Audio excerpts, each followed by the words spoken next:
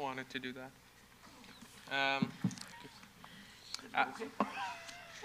As we begin today's meeting, we would like to acknowledge that we are gathering here today on the treaty territory of the Mississaugas of the Credit First Nation, and before them the traditional territory of the Haudenosaunee, Huron, and Wendat. We also acknowledge the many First Nations, Métis, Inuit, and other global Indigenous people that now call Brampton their home. We are honored to live, work, and enjoy this land. Good morning, everyone, and welcome to our meeting of Brampton's Committee of Council. All members are present here today in person, and we have some that are joining us virtually. Councillor Fortini, Councillor Medeiros, Councillor Power, and Deputy Mayor Singh. Our next item is the approval of the agenda. Do any members wish to add a business item to today's meeting?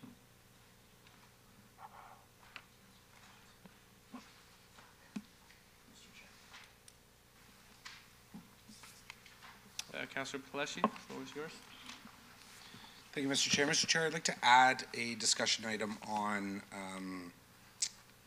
I understand through, I think, the school boards, it's International Pink Day for bullying. Not the same day that we celebrate it here at the city, but maybe an opportunity to celebrate it twice a year instead of once. So if we can have that discussion. Thank you, Mr. Chair. Perfect, thank you. And Councillor Vicente. Thank you very much, Mr. Chair. Add a discussion item on the Brampton Library relocation, please. That is noted. And possible new business added from either Mayor Brown or Councillor Keenan. The discussion item for the tennis courts. Through you, Mr. Chair, just a few other updates for committee's benefit. Item 6.1, which was listed as a delegation from Carolyn Biak and Wendy Hutchinson, co-leads of PFLAG Peel Region regarding the Queer Symposium for students in Peel Region. That delegation has been withdrawn. They'll be presumably requesting to delegate at a future meeting. We also have an added delegation on today's agenda that will be under item 6.3. This is an added delegation from Sylvia Roberts, Brampton resident, regarding the Chinguacousy branch library relocation. And also we have added correspondence, which would be identified as 9.4.1B, following 9.4.1, which will now be A, the correspondence from the Toronto Metropolitan University regarding the Chinguacousy branch library relocation. We have additional correspondence that will be identified as B from Cody Vatcher, Brampton resident, and those will be distributed to members of council after approval of the agenda. Thank you, Mr. Clerk. We have a motion moved by Councillor Keenan to approve the agenda. Councillor Chair, I'm on the board. Sorry, Deputy Mayor Singh, you have the floor. Yeah. Also, I wasn't able to meet with staff about 9.2.1, so I had some personal news and I'm under the weather, so I'm just gonna defer it again now till the May 10th meeting. And in the meantime, I'll set up my meetings. I apologize for that. Thank you. Did you understand any of that? Deputy Mayor Singh, we couldn't hear what you're saying. Could you please repeat that? Could you be louder? Sorry, I'm under the weather. Can you hear me now? Yes, we can. Okay. I just want to defer 9.2.1 to the May 10th Committee of Council meeting. I had some personal news over last 2 weeks, so I wasn't able to get to it, and I will get to it by the when it comes back to committee. Thank you. So just to confirm, you want to defer item 9.2.1 to next Committee of Council? To the May 10th Committee of Council. Okay, thank you. So now I have a motion moved by Councillor Keenan for approval of the agenda. All in favor? Any opposed? Seeing none, the motion carries. Do any members have a declaration of pecuniary interest under the Municipal Conflict of Interest Act for any matter to be considered on today's agenda? Seeing none, the clerk will note so for the meeting minutes. Committee, as part of our consent motion process, I will read each agenda item that is subject to consent motion, and any member may verbally identify the item to be held for debate during the meeting. Any item not held for debate will be considered as part of the consent motion and voted on for approval. I'll start reading the relevant agenda items, and members can identify any items to be held for debate. So 9.2.1 is deferred. 9.2.2, staff report regarding municipal accommodation tax. 9.3.1 is held by Mayor Brown, discussion item regarding the Tamil Genocide Education Week Act. Item 9.4.1 is held for delegation 6.3. Item 10.2.1, staff report regarding request to begin procurement, hiring of general contractors for construction projects.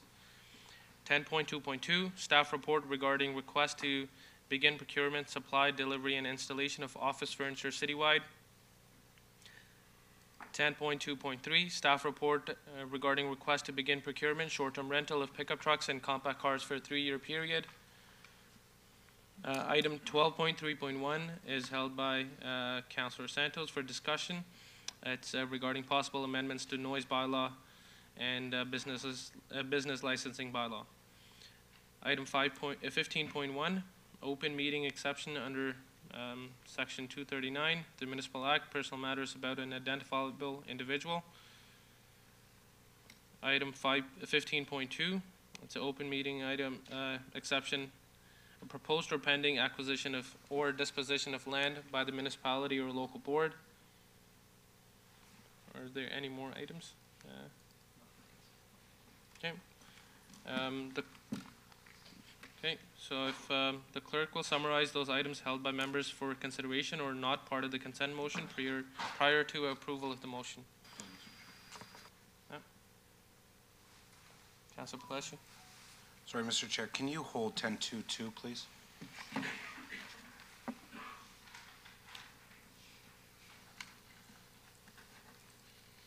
That will be held. So through you, Mr. Chair, just to summarize, for simplicity, I'll identify the items to be considered as part of the consent motion. 9.2.2, a staff report on municipal accommodation tax. 10.2.1, a staff report on a request to begin procurement for hiring of general contractors for construction projects. 10.2.3, a staff report regarding request to begin procurement, short-term rental of pickup trucks and compact cars for a 3-year period. 15.1, closed session item under the open meeting exception under Section 239(2)B of the Municipal Act, personal matters about an identifiable individual, 2022 Citizen Awards. There will be a public motion later during the closed session portion of the meeting arising from that item if it's added to consent. And 15.2, closed session and open meeting exception under Section 239(2)C and K of the Municipal Act regarding a property lease matter. And with that item, there will be a public motion as well later in the meeting during the closed session portion. Okay, I have a motion moved by Councillor Palacio to approve the consent motion. All in favor? Any opposed? Thank you, and the motion carries. Before we begin our delegations on today's meeting, all delegations have been reminded by the clerk's office about council's 5-minute delegation time limit, which will be strictly enforced for each delegation today to allow for an effective meeting. All delegations will be given a 1-minute remaining reminder, verbally or visually, so delegations can make their concluding remarks to the committee. After each delegation, there will be an opportunity for possible questions of clarification by committee members about your delegation. Please note that committee members have reviewed the agenda materials prior to the meeting, including your submissions and presentations, so they are aware of your delegation content. Thank you for your cooperation. We have delegation item 6.2 from Mike Labbe, Home Opportunities regarding affordable housing component of the Argo TFP 51.3 Mount Pleasant lands. Welcome, Mike. You will have up to 5 minutes. Good morning. Good morning. Yes, I'd like to ask the indulgence of the committee if I could for 10 minutes, simply because it's a fairly complex issue. Sure. You don't need a motion. All in favor? Thank you. Thank you very much. So, yes, the first thing I want to say is how pleased I am to be working with Brampton on this issue. You've shown an enormous amount of leadership, and it's not an easy area to work in because affordable housing is so difficult to come to a resolution And I've found your staff to be incredibly cooperative and helpful in terms of what we've been doing. So Options for Home Opportunities is a nonprofit organization that is specifically aimed at trying to resolve housing issues through ownership rather than rental. So that's the first thing to be aware of. If we could jump to the next slide, please. Oh, before I forget, I want to mention that Mark Jepp is here as well to answer questions, if you wish, from Paradise Developments, just so that you're aware that he's in the audience. And I'm not going to go through much of my history. It's in the slides. I've only been doing this since 1979. And so the first part of my work was with subsidized rental housing. The middle part of my work was Options for Homes that did the first 3 buildings in the Distillery District. And currently I'm working specifically to reach low-income people through ownership without grants and subsidies. Next slide, please. The only reason I mention this is I always try to put a pitch in for the last 2 pictures, which are housing that we're doing in Kenya. If anybody wants a nice retirement home in Kenya, we have something to offer you. Next slide, please. So the focus of doing affordable ownership is bringing parties together and ideas together. I've heard it said often that it's an all-hands-on-deck experience to produce affordable housing, and that's especially true about ownership. We need all of the participants that work in the housing sector to come together in an intelligent way to produce the results we're looking for. So home ownership is key. Low cost is critical. We're targeting incomes between $35,000 and $75,000 a year for over 60% of our units. Individuals that want to own in this area need help. And so as a nonprofit, we provide individual supports as well as financial literacy training. We are helping with the down payment. I'll talk about that a little bit later. Next slide, please.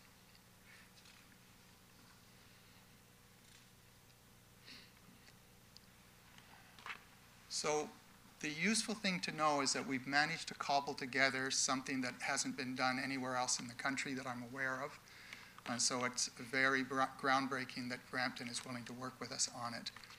But home ownership is what people prefer. And so if we can serve people through home ownership, we're going to provide something that is more exciting than other forms of affordable housing. Next slide, please. So as I said, all hands on deck means everybody. So we've got 3 coalitions that we're working with. You'll recognize many of these. It is a little Toronto-centric, and I apologize for that, but we started this coalition there, and then we stopped building this coalition related to charities simply because everybody we talked to joined. And we don't really need 100 charities as part of our coalition. So as we go to different municipalities, we'll talk to local charities, see who want to participate in what we're doing. Next slide, please. So what we call the Housing Supply Coalition is an assembly of the credit union movement, the co-op movement, and the nonprofit movement. And we've set ourselves up as the delivery agency. So effectively, I'm talking to you on behalf of the cooperative home ownership development sector, which is a brand new, just being established sector to give a delivery system to the entire province, but specifically here in Brampton. Next slide. And without the private sector, you don't have all hands on deck.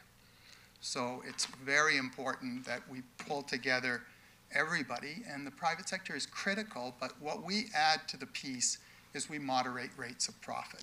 So our contractors will work to a 10% margin.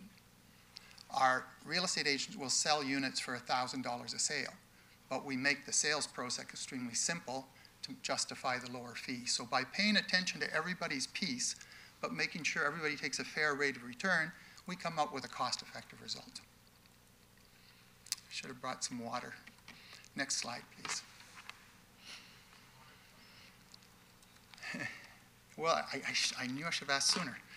Okay, so understand that Home Opportunity is a nonprofit consulting firm.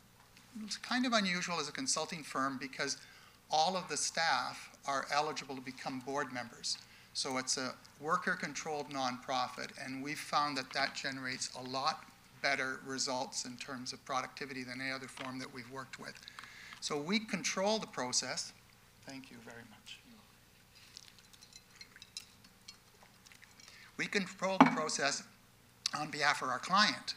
And our client is a nonprofit agency composed of people who want to become owners. So in the case of this site, it's the Workforce Housing Nonprofit Corporation.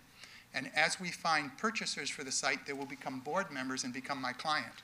So I'm a very unusual development entity. My client is the end occupants and owners of the buildings we do. And my thought process has to be how to deliver quality at a cost-effective price. And that produces some very interesting results. But it is the nonprofit that I'm working for that signs a contract, purchases the land, signs a contract with the architect, signs a contract with the lawyer. So they're actually acting as developer, and they rely on their contractor, and Carrie Judges is here with High Star Builders, rely on their contractor to provide the warranty protection that's needed. So we put all those pieces together to come up with a condominium, again, unusual for what is normally done. And there's many sources of financing there that I'll explain in the next slides. Next slide, please. You can see why I needed 10 minutes, and of course, I'm totally open to questions after and meetings after to explain it in more detail. This, to me, is an enormous potential solution, which is why I'm working on it at this point in time. So, left-hand side is just what a regular developer does. Right-hand side is what happens if you ask the question, what's the most cost-effective results you can get? You reduce the market value, which is interesting, but you still produce a surplus. We use that surplus to help people with their down payment. And that's the old model that I worked with Options for Homes that did the Distillery District projects. This site, however, we want to go lower in terms of income. So the next slide really tells us how we get there. And next slide, please. I realized I didn't say please.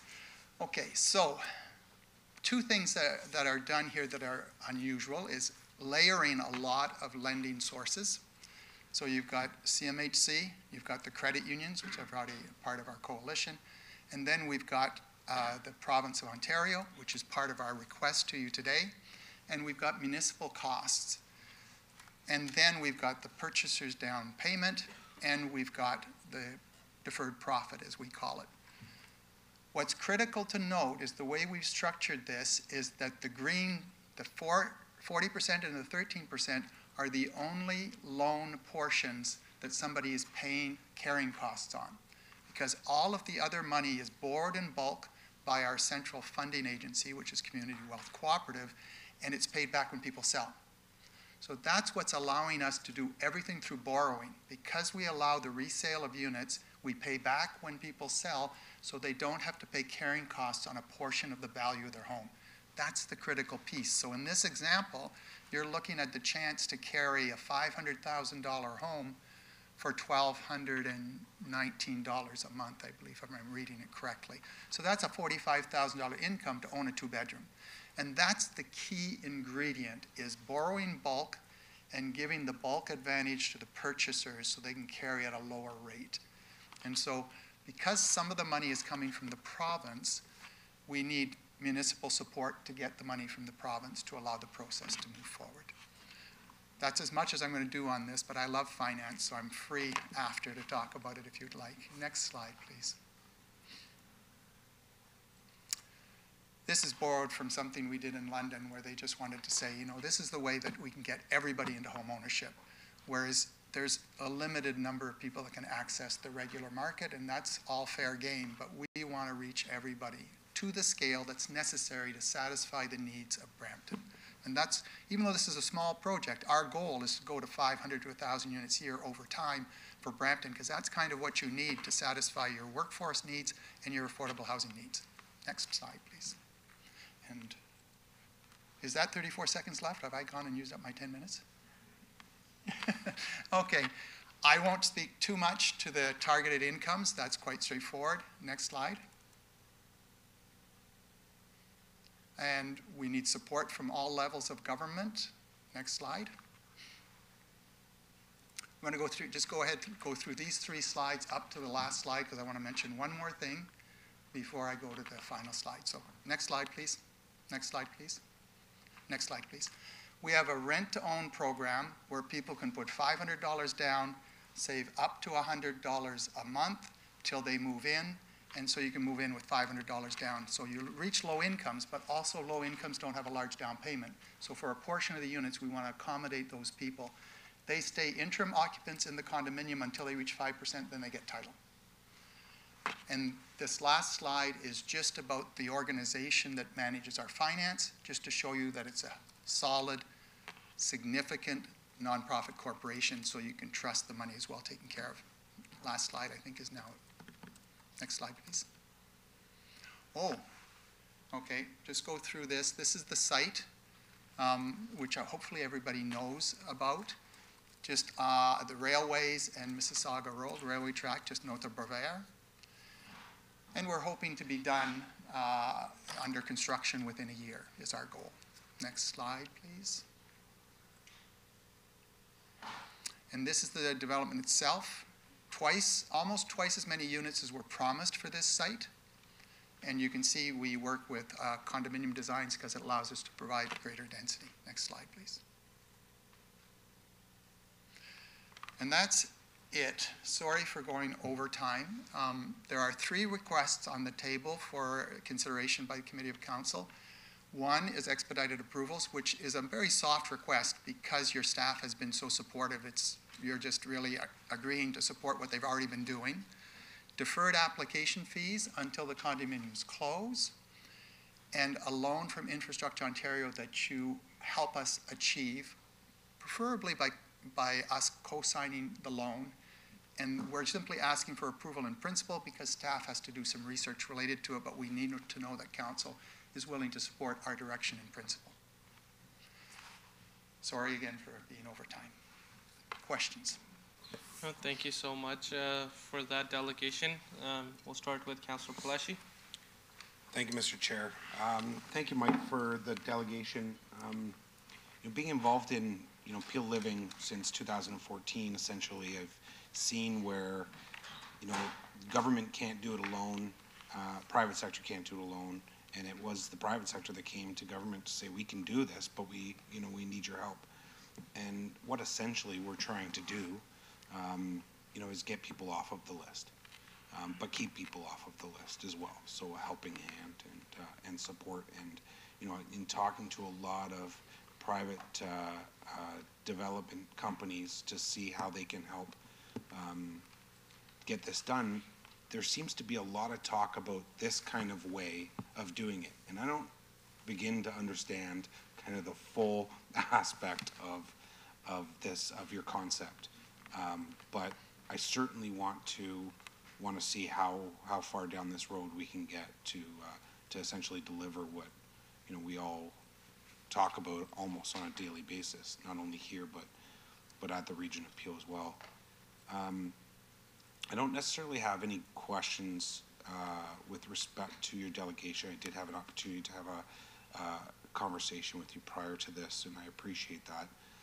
I guess what I would like to say though is, in particular this site, when we started the minister's zoning order on this site, with all the intentions that we had for not only the new Peel Police Division, but affordable housing. Unfortunately, it was captured in the media some inaccuracies about this site, and which is, it just goes to show you that there's uneducated people out there that don't fully want to know or get involved in what potentials are, and the potential of not only now, significantly increasing opportunity for affordable housing on a site like this. Just, again, want to thank all council members and staff for supporting and moving that minister's zoning order. It'll probably go down as one of the best in the Region of Peel for sure. With respect to the loan from Infrastructure Ontario, I'm happy to. The expedited approvals is something that we at the City of Brampton, I think, have clearly shown that we can do in especially this term, and something that we can look at continuing to help and support. If we just go back to that last slide, and then the deferred application fees, again, something that we can definitely get behind and support. We've done it before. We can certainly do it again. And that being said, the Bill 23 comes into play there as well, so we'll have to figure that out. But I'm really happy to have staff work with yourselves to get around the loan from Infrastructure Ontario and see what we can do, bring that back to council. And I know there's a couple speakers on the board, so my referral back to staff will just hold for right now, but those are my intentions. Thank you, Mike. Thank you, Mr. Chair. Thank you, Councilor Palashi and Councilor Santos. Thank you. Through you, Mr. Chair, thanks for the delegation. In my early 20s, when I first graduated from university, I had a lot of student debt and was living at the time in Toronto on Parkside Drive renting. And at that time, it was unattainable for me to get the down payment because I was paying a lot of student loans and debt. And the idea somebody had shared with me was options for homes and the development in the Junction. And I had put my name in because I was super interested, because they shared with me at the time, it looks like the model has changed a bit, but they shared with me at the time the ability for a person like myself with significant student debt after graduating to be able to, instead of renting and putting, I think at the time for a 1-bedroom on Parkside Drive in Hyde Park, I was paying $1,100 for a 1-bedroom. The ability to actually look at buying a home. And so I attended the workshop, I was super excited, but then I got accepted at LSE to do my master's. And I instead decided to take that route and live in London, England instead.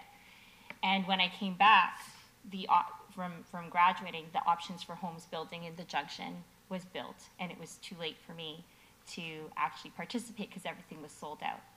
And so I understand the model. I think it's fantastic. It was an opportunity for me, if I took that path, to actually own a home in Toronto where now it's in such high demand. And so I appreciate you coming to delegate to Brampton, because as Councillor Palashi said, that it is a complicated model if you don't attend in person the presentation that is given as a resident, but it is an opportunity for residents in Brampton, now being in Brampton now myself, a path for many of those who see home ownership unattainable to suddenly being possible. And so I really appreciate you coming today. I do have one question, and that is, how is this different from Habitat for Humanity, for example? Because we've in the past supported Habitat for Humanity projects. There's some currently in the works right now in the ward that I represent. But if you can explain a little bit of the difference there, that would be great. Yeah, I can to some degree, and I should note that we're tending to partner with Habitat for Humanity on a lot of projects these days as well. The main difference, and different from Options for Homes as well, although I really appreciate the story, it reminds me how old I am is what it's doing, is that this financing that you're going to help us with the province, this idea, so we've always had the help with the down payment that came from the deferred profits. We're now taking another layer from the province and a layer from our credit unions that doesn't have to be paid back till you sell. So it's allowing people to carry their homes for half the value of the homes, and that's what's making the difference. It's that new introduction of what I call a variable payment loan, which means you get paid back when it sells, interest and principal. And so that's the main difference to both Habitat and the Options for Homes older model. Okay, great. Well, thank you. And certainly when Councillor Palashi brings forward the referral back to staff for us to consider, I definitely support that. We are obviously looking for out-of-the-box and new ways to develop affordable housing, attainable housing for the residents in the City of Brampton. Thanks for coming. You're welcome. Thank you, Councillor Santos and Councillor Keenan. Thank you, Mr. Chair, and thank you, Mike, for your delegation. It's no secret. I'm a product of Peel nonprofit housing, so I definitely know the need, and I love what I'm seeing when there's the component to ownership and giving people that sense of being able to move on and continue to go. And I do have a few questions around it.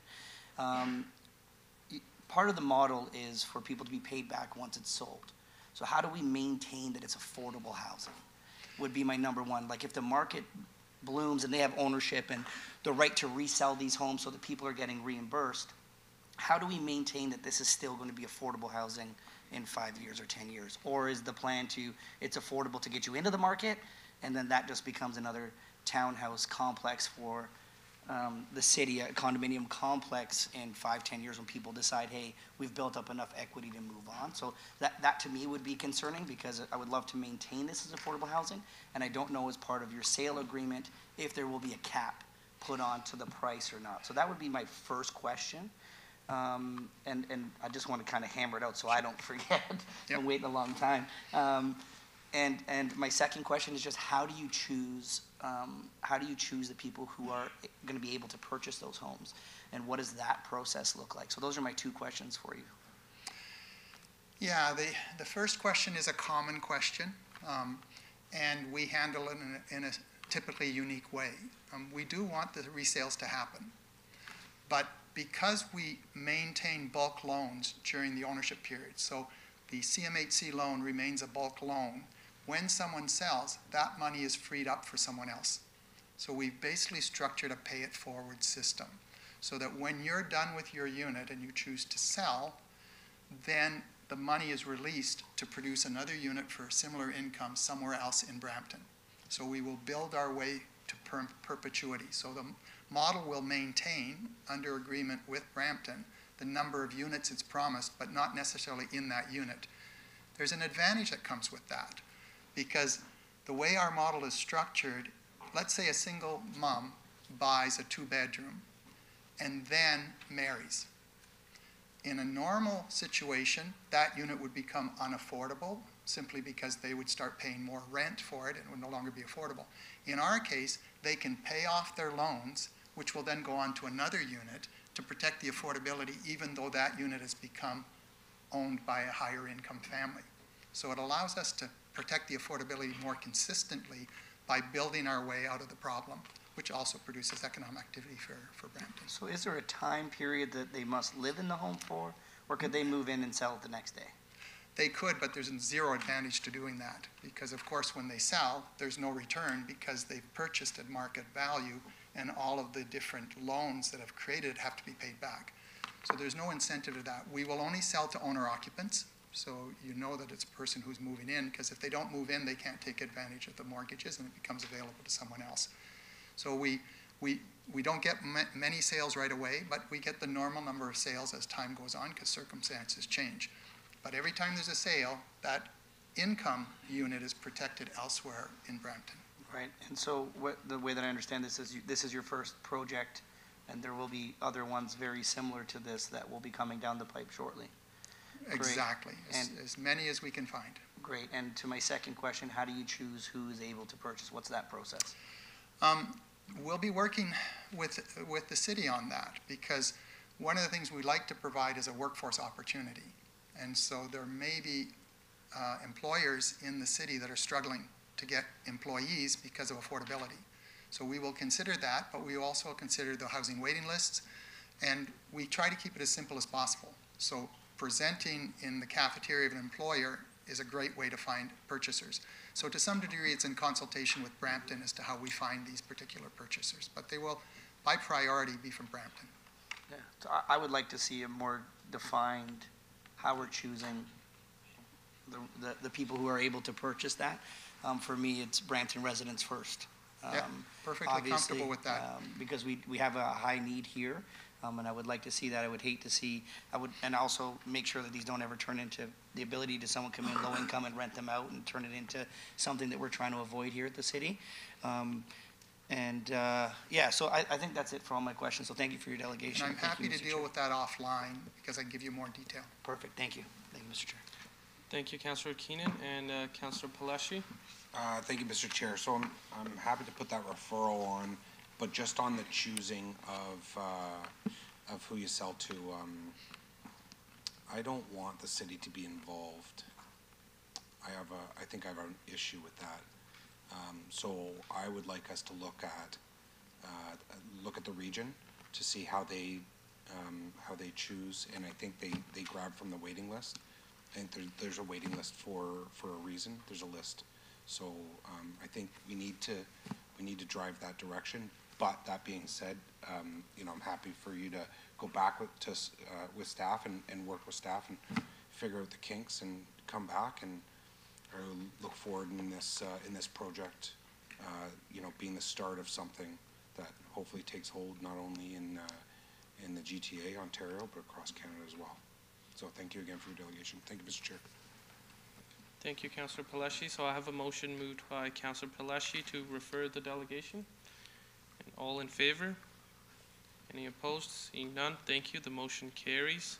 Thank you, Mike, for your delegation, for your time. And on a side note, on your slide regarding the homes in Kenya, my great-grandmother was from there, and she would agree with you. It's a good place to retire. Thank you very much, Mr. Chair. Thank you, Council. Okay, the next item is 6.3. There's a delegation, the first delegation from Jaypal Massey Singh, the board chair, and Todd Kyle, the CEO of Brampton Library. Through you, Mr. Chair, Jaypal has joined us remotely. And Jaypal, you are in the session now. You can unmute your mic and you have up to 5 minutes. Thank you very much. Can I just confirm that my mic is working? Jaypal, could you speak again? I don't think we are able to hear you. How's this? Can you hear me now? Thank you. Perfect. Thank you, everyone. Appreciate you making the time, and my apologies for not being able to be there in person today. But we felt this was an important conversation, and we wanted to start engaging council as soon as possible. Before I begin, I'm hoping that we can secure a little bit more time. Similar to the previous presenter, we believe there's a number of issues here to discuss, and a few more minutes would go a long way.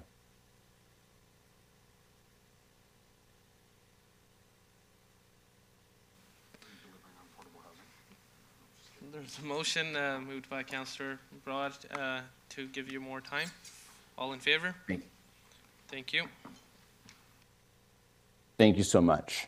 So yeah, as shared, I'm here on behalf of the Brampton Library Board, and in person there, I believe are some board members, as well as presenting with me today is Todd Kyle, the CEO of the Brampton Library.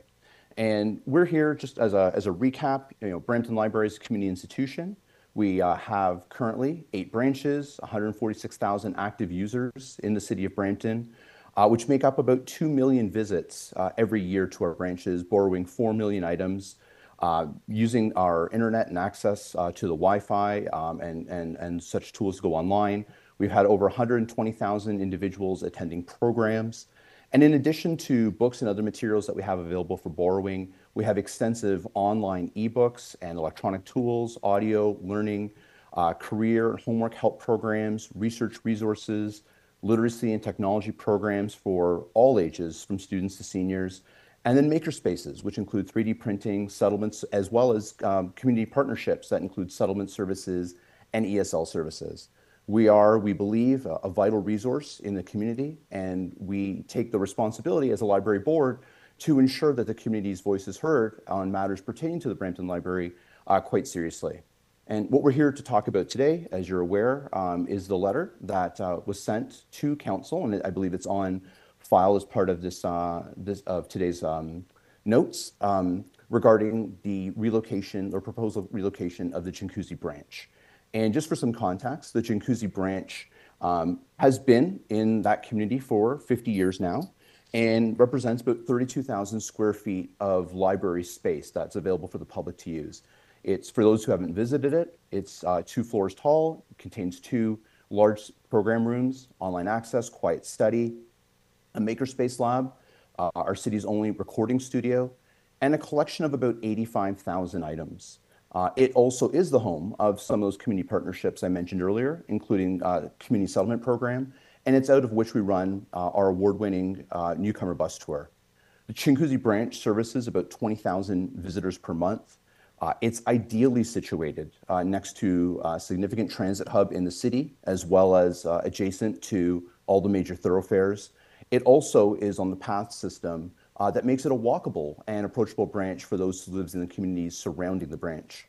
It has a diversity of programming, including job fairs, as well as a number of learning resources. It's home to a community gallery featuring local artists. And we just spent $2 million to renovate that library into the state that it's currently in within the building's framework that it resides.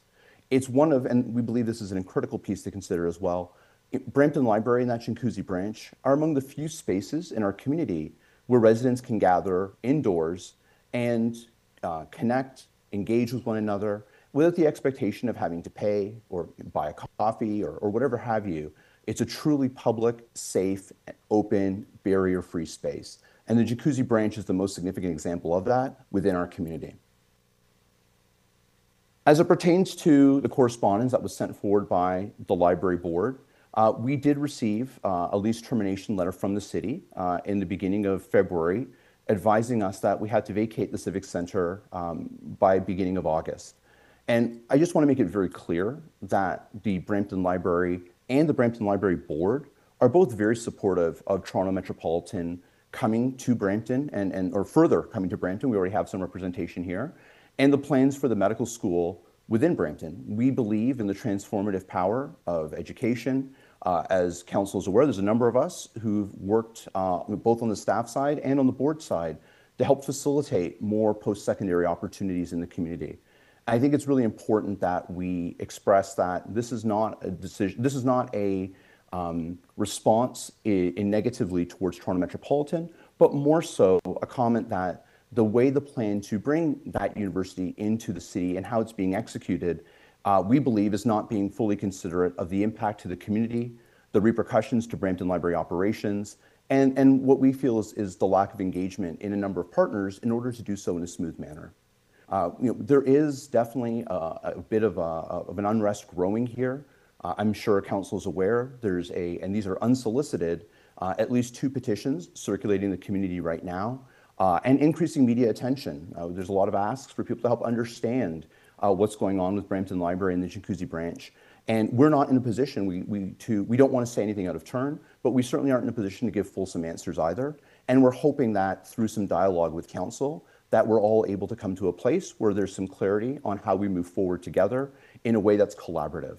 I do want to acknowledge, I think it's important that city staff through the CAO's office has been working with Brampton Library leadership, and those conversations have been productive and have been showing great support for finding a resolution, and we're very appreciative of the time that the city staff has been putting in. All that said, the reason I'm here today, most importantly, is as much as we rely on staff to develop the details of these solutions and determine how they're going to be executed, I think it's important that the board and council come together and ensure that there's a commitment to supporting staff at both the library and the city in order to make sure that these solutions are followed through upon. Even if there is change in some of us as individuals who may or may not be here at the time these things are completed, we want to make sure there's continuity. We believe there's a tremendous amount of goodwill right now, but we know that priorities change and we don't want to risk that goodwill going away. Further, we just want to ensure that there's an opportunity to engage the community in a more fulsome manner in the process. As I've indicated, and we'll get into a little more detail, there has been, I think, a lack of understanding of the impact that this move was going to make. And we want to make sure as we go forward and form solutions that it's being done in a way that's collaborative and considerate of the community's needs as far as the solutions we're forming. With all that said, our concerns, as we laid out in the correspondence, are relatively straightforward. There's tremendous costs associated. There's some financial concerns. There's tremendous costs associated with moving and the renovations that would have to be enacted in order to make the proposed temporary location at the Chinguacousy Ski Chalet appropriate for library use. We're looking at about $500,000 is what we believe is a reasonable and conservative estimate of what those costs are going to amount to. Similarly, from an operational cost perspective, as we take library staff and library services and spread them out over multiple smaller libraries, which seems to be the plan that we would have to enact as part of this relocation, we have to acknowledge that that would result in an increase in staffing as we are able to avoid certain redundancies in services and operational and back-end services, supports rather, when we all operate out of one branch. Currently, we look at that increase in staffing alone to be about $260,000. That isn't currently contemplated in the Brampton Library budget. Further, we anticipate there's going to be a loss of development charges. I would like to note that in our correspondence, we did indicate it was $2 million over 10 years. We do need to make sure there's a correction there in full transparency, and that error was on our end, so apologies for that. But the development charge impact nevertheless remains significant at about $300,000 to $600,000 over the next 10 years. We also have some concerns about service itself. This is something I know has been shared regularly with council when we come forward with budget. And I think it's worth noting, and it's really important to discuss as where Brampton Library sits and where Brampton sits in terms of library services outside of our community on a national basis. Among Canada's 10 largest libraries, Brampton provides the fewest number of library branches, and we rank last in library space per capita. This is before the proposed loss of square footage at Chinguacousy. Many smaller libraries, many smaller communities rather, such as Guelph and even Thunder Bay, exceed what Brampton has. We currently spend about $30 per capita on library services. The average nationally is $52.27, so we're just under half. Square footage is benchmarked as an average of about 0.57. We're at about 0.29. A recent review of square footage and Brampton Library's space needs indicated we need to be about double where we were prior to the relocation of Chinguacousy. The move will take us from 0.29 down to 0.25. So now we're almost a third of what we would need to actually serve the community in a fulsome way. And I think it's worth noting that we're getting smaller by 28,000 square feet. This is with the assumption of us taking over the Chinguacousy Ski Chalet at a time that our community is continuing to grow. And we've seen that systems close by us who have some of the same demographic and growth trends like Vaughan, Markham, and Toronto are all adding branches in order to keep pace with their growth at a time that we're proposing to reduce library services. This is a loss of some key services to the community, including the makerspace, so the 3D printing, the vinyl cutting, and the other number of services that are there. Our recording studio, which is used by musicians and podcasters, and I believe a few council members, and a significant amount of study space. And we know that through past conversations around budget and service, council has always been very, very supportive when we had conversations around increasing supports to increase the amount of study space and after-school resources that were available in our community. We know this is a priority that council shares with us, and unfortunately, this is an area in which we're going to be extremely challenged with where we find ourselves right now. If you can wrap up, you're at 10 minutes, please. Absolutely, thank you, Peter. I think it's worth, so last couple things. You know, the new move the proposed move to Chinguacousy Ski Chalet will only allow us to accommodate about 25% of the collection that we have at Chinguacousy right now. And finally, and most significantly in some ways, is the poor access to transit. Right now, as I mentioned, the Chinguacousy Library sits adjacent to a significant transit hub, allows for individuals to come to the library. And when we consider the impact to marginalized newcomers, elderly, students, those who rely most significantly on public transit, moving us away into a park that requires crossing a major road during winter months is just simply not acceptable. Our ask out of all this, and thank you for indulging me and giving me the time to walk through this thoroughly, is an independent review of the space and service needs that the library needs in order to keep up with the growth of the city. We're not asking for something whole cloth here. We know that there was a recent facilities master plan that was done for Brampton Library. We were quite happy with it, and I think it identified many of the needs and service areas in which the library needs to grow. However, we now have a significant change in the context from that time that plan was put together. And we'd like the support of the city to do an amendment to that plan, simply to contemplate the impact of the loss of the Chinguacousy branch and how best we might accommodate those services in order to meet the community's needs. We'd like a commitment through council as to have a resolution to cover the costs associated with the moves that are going to be required once we leave the Chinguacousy branch. We'd like the opportunity to come back and have an updated budget to capture the updated operational costs that are associated with these moves. And most importantly, as I said, we believe everyone is operating in good faith and has the needs of the community in mind. I think we have overlooked some important conversations. And as part of this, what I want to ensure with all this good faith is that there's a commitment to move forward. And that commitment from a council resolution to affirm that the ski chalet will be temporary and to help Brampton Library secure an adequate permanent space. And A motion that we would suggest would cover both those elements as well as time. Something along the lines of council affirms its commitment to restoring the existing level of library services in the Bramley Civic Center area by pledging its financial support to land acquisition, design, and the construction process. J. Paul, you're at about 13 and a half minutes, so please can you wrap up? You're over time. Absolutely, thank you. Just to finish that last piece then, to support land acquisition design and the construction process to begin no later than January of 2024. And then lastly, for the Brampton Library Board to be included in the planning and coordination, in the conversations around planning and coordination of library services to ensure that the voice of the community is engaged in this process going forward. I appreciate all the time that you've provided. I know I've gone over, Peter, thank you. Thank you, J. Paul. But I do believe this was important. Thank you for your delegation, J. Paul. I have a list of speakers. Mayor Brown first, please. Questions? Thank you, J. Paul, for the presentation today. I guess one of my concerns, there seems to be confusion over what is happening. I see people who have called me saying they heard from the library chair or from the library in the media that the Shinkuzi Chalet was going to be the permanent location. And that was never the case. I think there's two things that are important to underline here. One, we are elated to have a medical school coming to Brampton. This is every city in Ontario would have dreamed to land such a prestigious win, but it's not a choice between a library and a med school. We want both. My understanding, J. Paul, you can correct me if I'm wrong, is that you know, we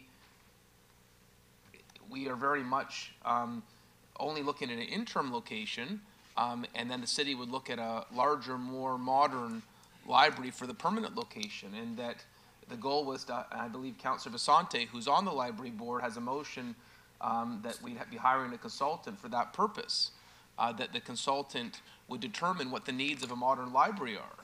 So J. Paul, would you have any objection at all to having a larger, more modern space? And why do you think there's been confusion over the fact that the interim location, while we're building the larger, more modern library, was a permanent? I've been a bit perplexed by why that has been presented that way. Yeah, certainly, Mr. Mayor, and thank you for the question. I appreciate you touching on those points. They're important ones. As to why the perception would be out there that the ski chalet was going to be a permanent location, I can't comment to that. We've known and we've always been advised right from the onset that the ski chalet was to be temporary.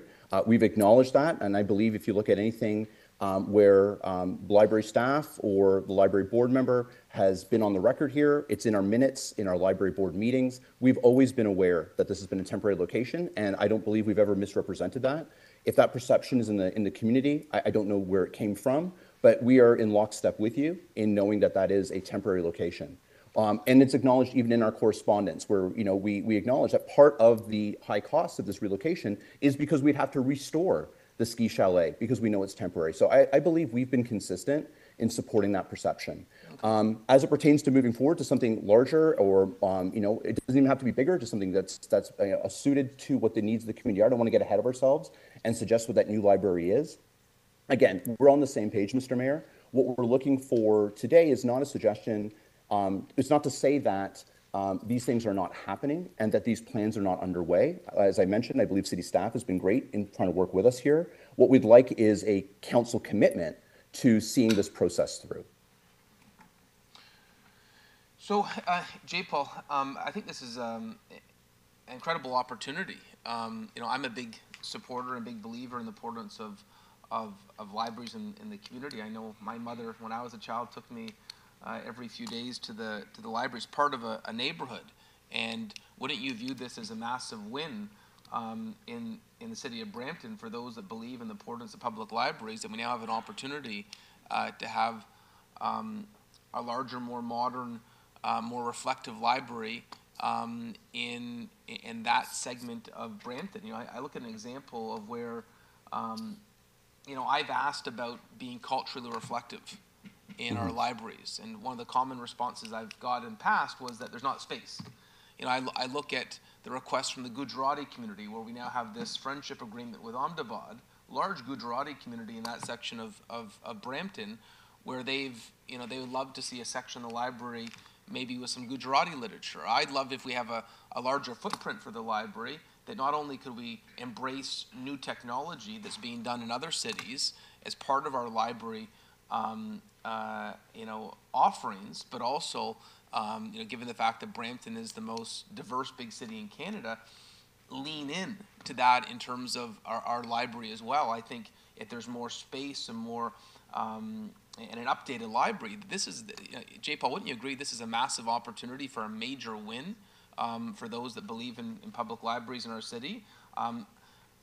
Some people are taking this as a negative. I look at this as a tremendous opportunity for the city. And everyone in council has been very clear that we want to support an expanded reach for the library. And so that's why I think some people were confused by some of the misinformation that was out there.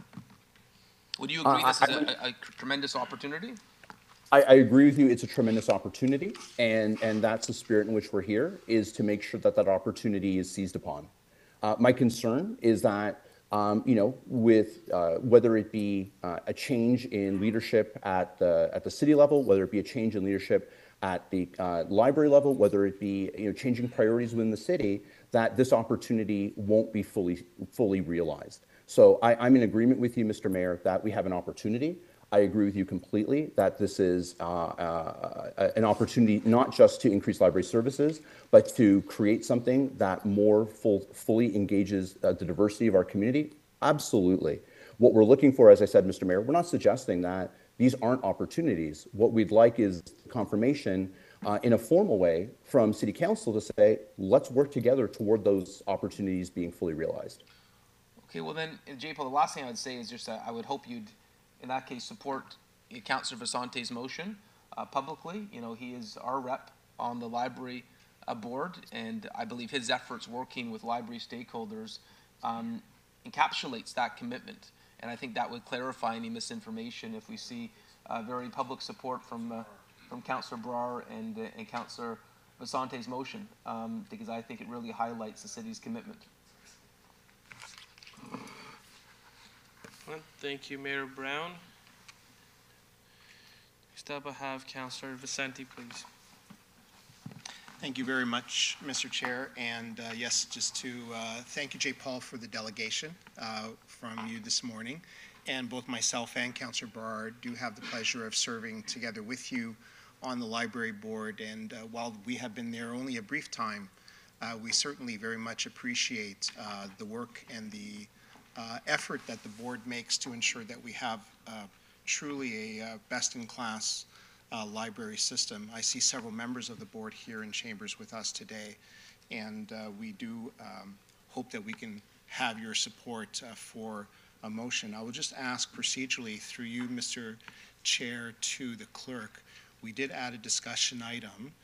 Would council allow us, in the interest that J. Paul is here with us today, for us to bring that discussion item forward at this time? Could we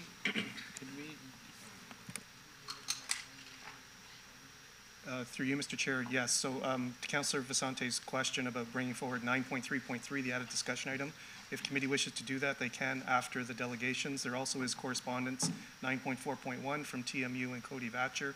And just a reminder to committee, we do have another delegation from Sylvia Roberts that we should proceed to before we deal with any substantive motions. Okay, thank you very much. So we obviously very much do support the library and the board, and we want to see our library system continue to grow and expand and serve the residents of the city of Brampton. I know that when I was first elected, together with Councillor Santos, we did the grand tour of the library system here in our city, and on top of our own personal experiences growing up here in the city of Brampton and enjoying the library, and ourselves growing and learning in this city with the help of the library and learning within, being able to access those services, we were really impressed with the quality and the range and the breadth of service that the library provides. It is truly a community resource. It's enjoyed by so many people. And, it's unfortunate that really in the last term, so much of the term was taken up through the pandemic. And folks weren't enjoying these facilities to the extent that they could. But we are here today and recognizing that we have made tremendous leaps in terms of our post-secondary goals in bringing the medical school here to the city of Brampton. That in no way diminishes our resolve to see the library through this and to continue to offer more opportunity. The mayor spoke extensively about the opportunity, and so there is a lot of opportunity around the Bramalea City Center area that we will look to realize, and I will allow for us to continue to have the remainder of the delegations before bringing the motion forward, as the clerk has advised. But I just wanted to thank you, J. Paul, for coming here today. We'd invite you to come more often and to speak to us and to give us more frequent updates on how the library is doing, particularly as we are now going to be working on making sure that the Chinguacousy branch is relocated, and we continue to work together with you. Thank you, Mr. Chair.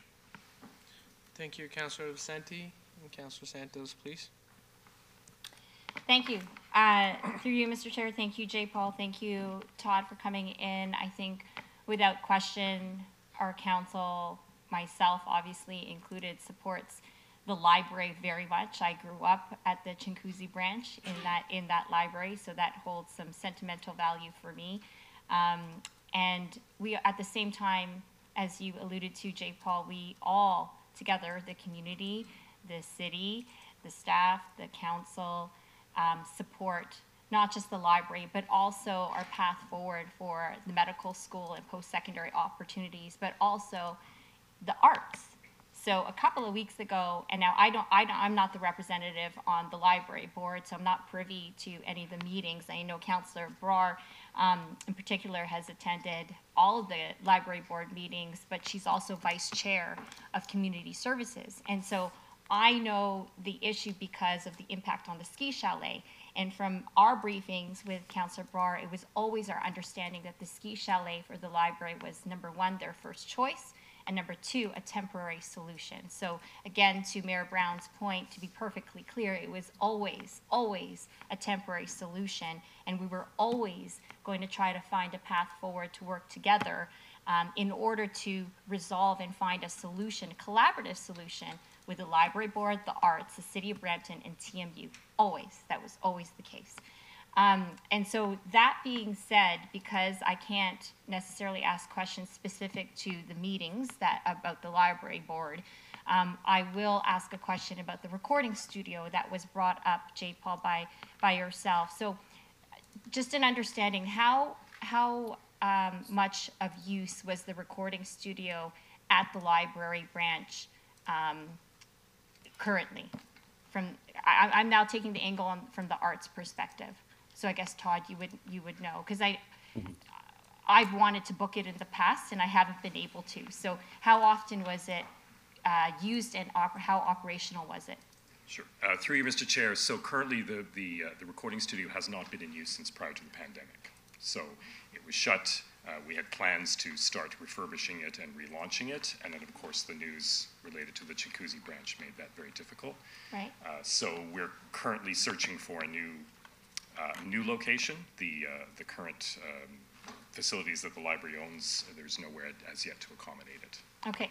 So, and here's where I'm just going to park that for a second because I have a follow-up question, but I want to share that here's where our workshop in June is so important with respect to the integration of our master plan for arts and culture, for recreation, for parks, etc. So there's a workshop happening in June where we will be discussing the community hub model that takes a more integrated approach. And I know you mentioned it in the facilities master plan for the library related to Queen and Rutherford location in the future, and taking a more integrated community hub approach. So that's happening in June, right? And that discussion is going to be, to the mayor's point again, a bigger opportunity for us to do something bigger, which is great. But back to the recording studio, does the library have the expertise to run a recording studio? Through you, Mr. Chair, I think it would be an appropriate project to engage in a partnership in order to share that expertise. I would Awesome. welcome the opportunity to participate in that discussion. Great, because certainly the city through performing arts, and a couple of weeks ago we took a bad situation with Esther B. Pearson and the arts and the displacement of arts and created it, not a couple of weeks ago, a month ago, it created a bigger opportunity for arts where we now have a historic investment and increased our per capita for the arts, and we are negotiating strongly in partnership with TMU the collaboration to maximize the space for performing arts at LBP, right? So recording studios belong within the arts portfolio. And so I'm wondering if staff, because I've been having preliminary conversations on trying to have a solution with the recording studio, if staff can update us on what that bigger opportunity is for the recording studio given the situation at the library at the moment. Sure, through the chair, I could start, maybe Kelly could add on, but we're looking to add 2 new programs to offset this loss. One with a local charity organization right nearby the Civic Center to subsidize Recordio studio space for local artists. And the other one we're looking at is new multimedia space that we could work with the Brampton Arts Organization downtown. So we're working on 2 new projects, and we're happy to partner with the library too to expand that, and where it may go, we're happy to do so. Awesome. So there we have it, is a situation where we're now finding more opportunities out of the challenges we're facing to accommodate TMU, arts, and the library. And I'm very confident that in the future we'll be able to do so. That being said, if we can just make sure that the facilities master plan for the library and some of this conversation today also gets included in our workshop in June, so that we could take and continue a collaborative approach.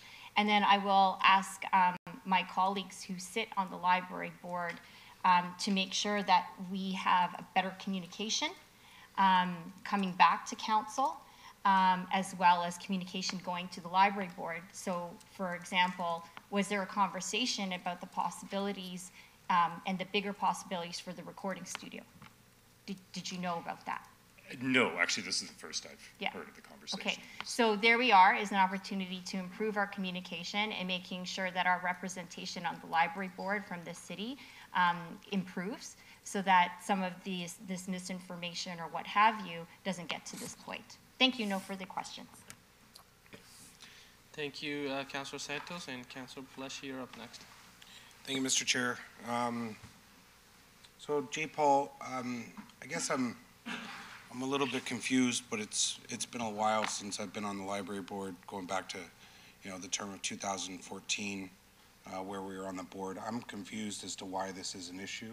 I think it's just slow in the city of Brampton or something. But I think, J. Paul, you'll remember that we went through a very similar situation for the downtown branch when there was talks about relocation, and we pulled through then to work with staff and work with both at the library and at the city to make sure that that we were going to have another location.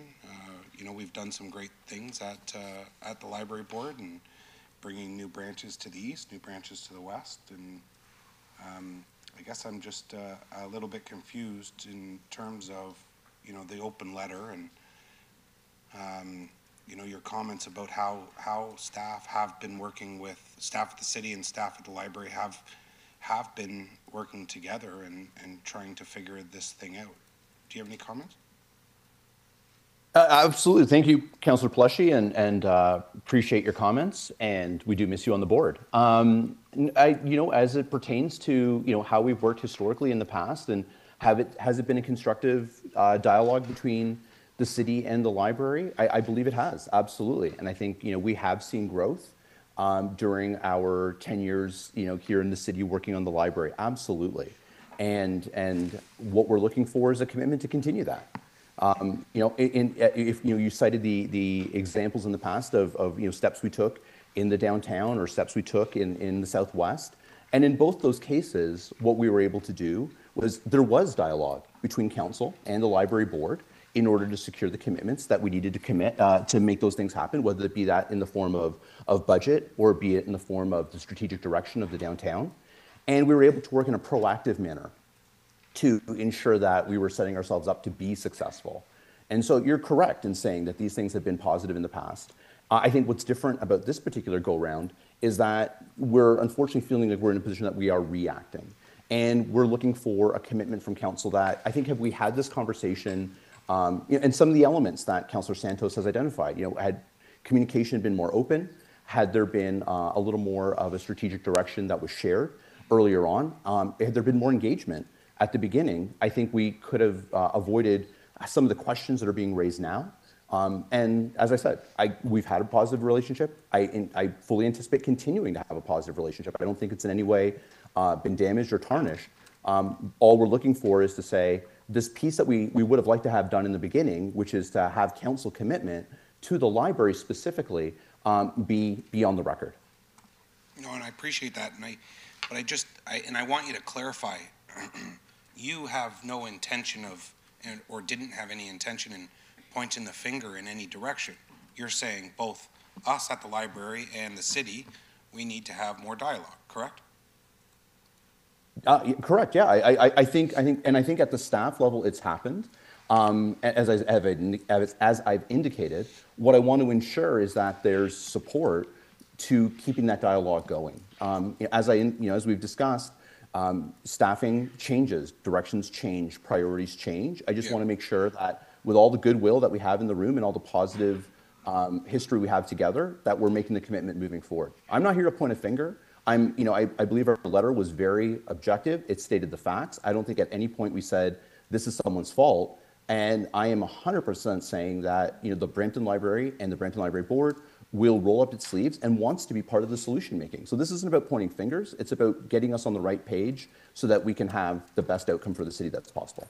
Well, if anything, I think our relationship with the library board and library and the city of Brampton has been consistent, because it's no different than back in 2014-15. We both said the exact same thing, but yet, the library board and the library in the city of Brampton continues to be probably the best in Ontario in how they operate. So I continue to be extremely happy about how they operate their business and how they grow. And yet here at the city of Brampton, we continue to identify that they run lean, and we're happy that somebody in the city that's running lean. Not to say anybody else does. But I'm just happy that, no different. It seems like everything's going well. So I'm happy to continue to support Brampton Public Library, and any motion that's coming forward here today, I'm sure will continue to set us in the right direction. Thank you for your delegation. Thank you, Mr. Chair. Thank you, Councillor Palashi, and thank you, J. Paul and Todd. Thank you for your delegation. We have our next delegation. If I can please call up Sylvia Roberts. Sorry to keep you waiting.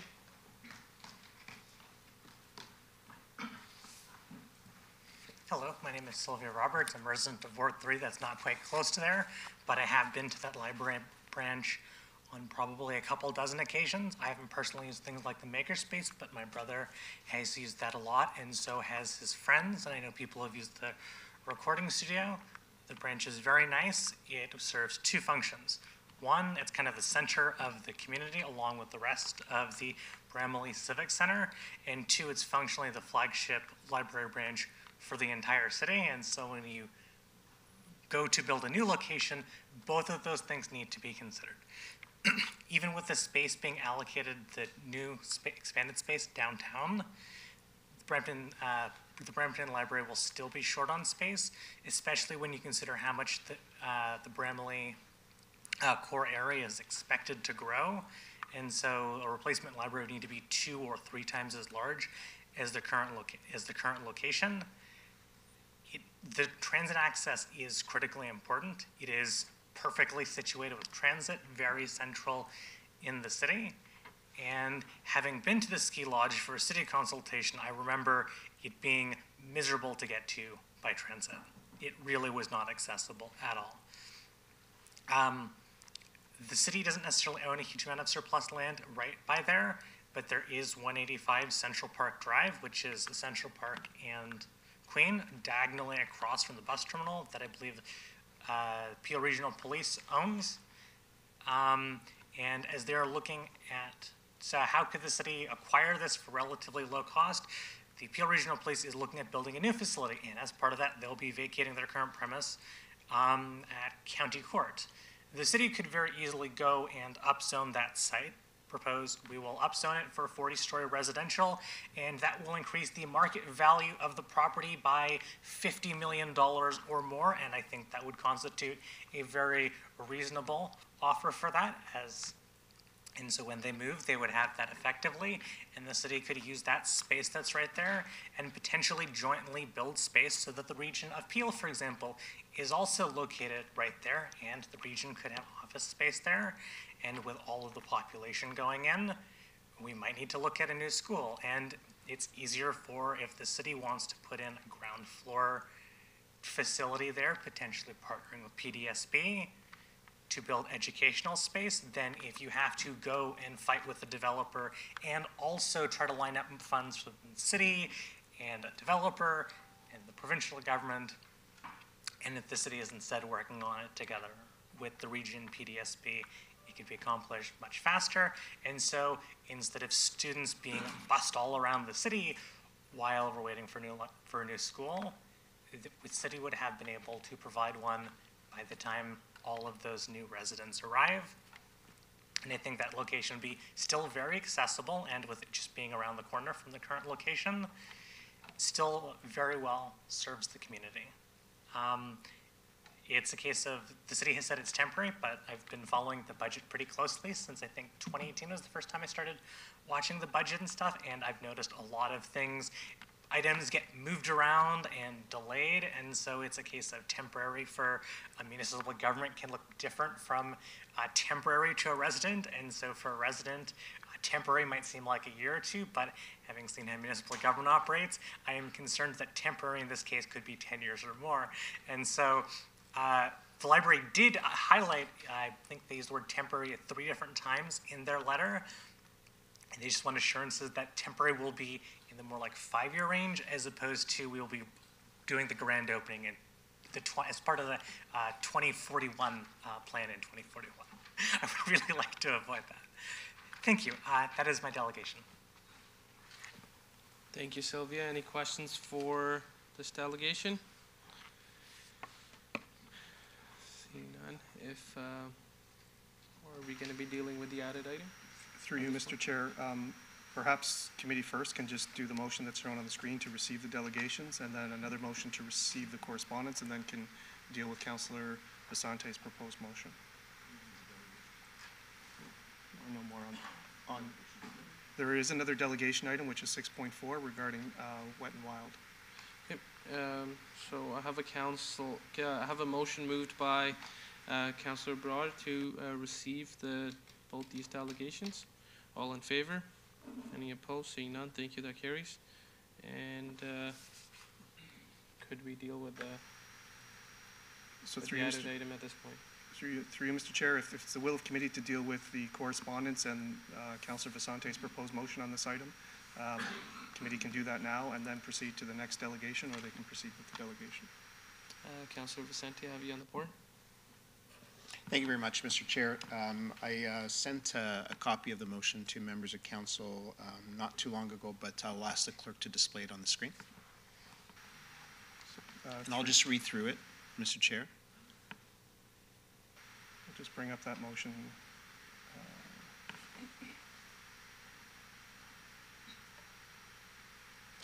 Thank you. And this, of course, motion was prepared together to myself, Councillor Barr, and the CAO and their office, looking to address the delegation that we expected today, and of course the correspondence which we had from the library board beforehand.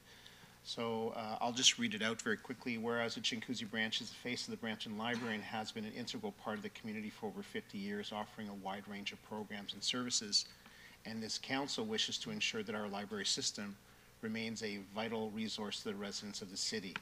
And whereas the Brampton Library and other Bramley Civic Center tenants have been on short-term leases with the City of Brampton, with the Brampton's library lease set to expire in 2024.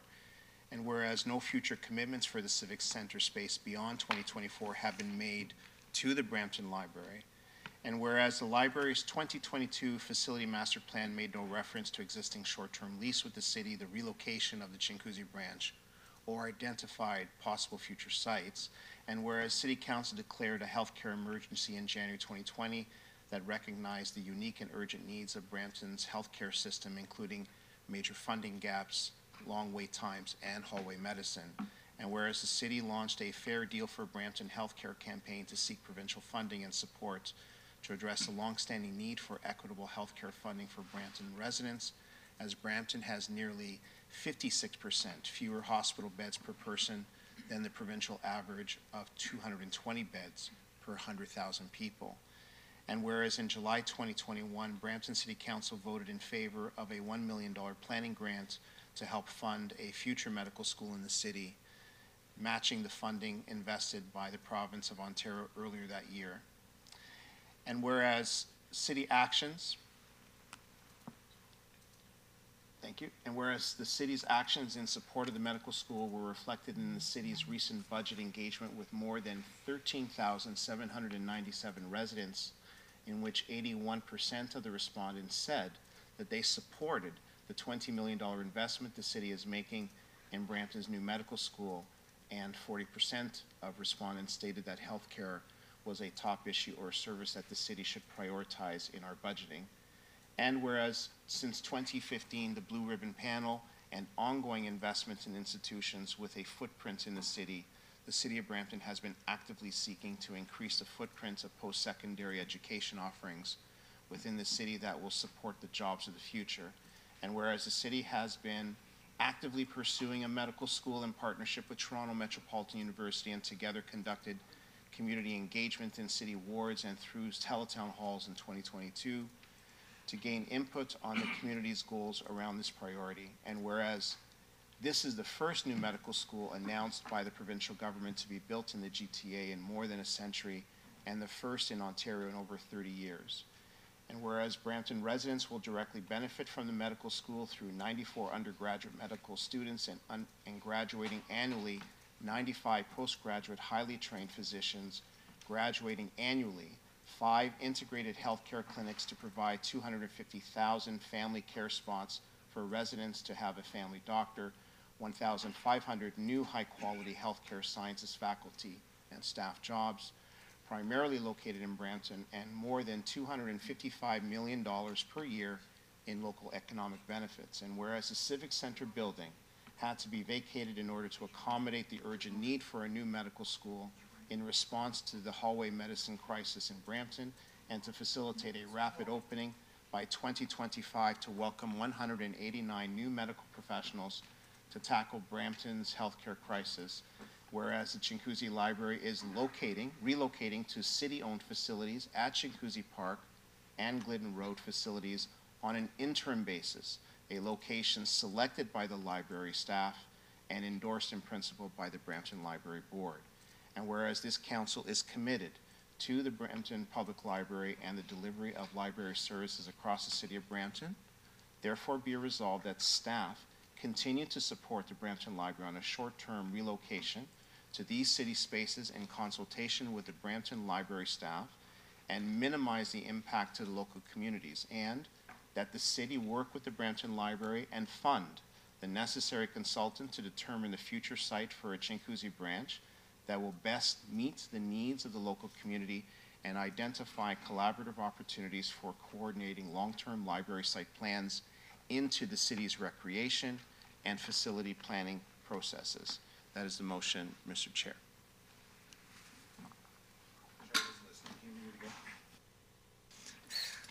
Thank you, Councillor Vicente. We have the motion on the floor, moved by Councillor Vicente. We vote on this motion at this time? Right? Do we have a recorded vote, please?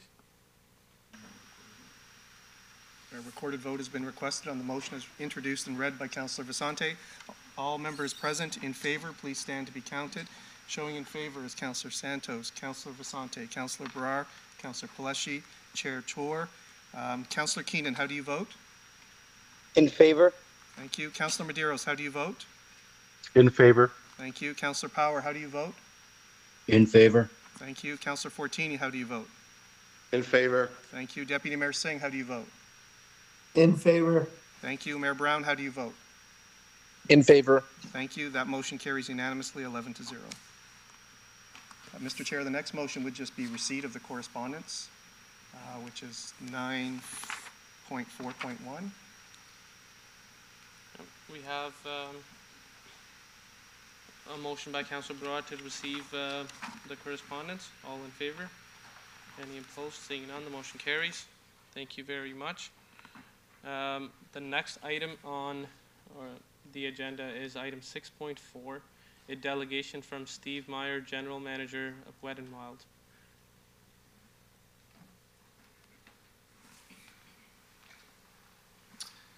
Thanks for having us today. I guess I was here to remind everybody that summer is coming. It's pretty beautiful outside. Haven't been here in a while, so we just wanted to give you a little bit of an update and picture. I'm just going to let them roll, because if some people forgot what Wet n Wild looks like or what it was in the day, just to get a feel and remember who we are. Thanks for having us, Mayor Brown and councilors. I was hoping I'd get to see Councilor Fortini and meet Councilor Powell, but we'll have our day.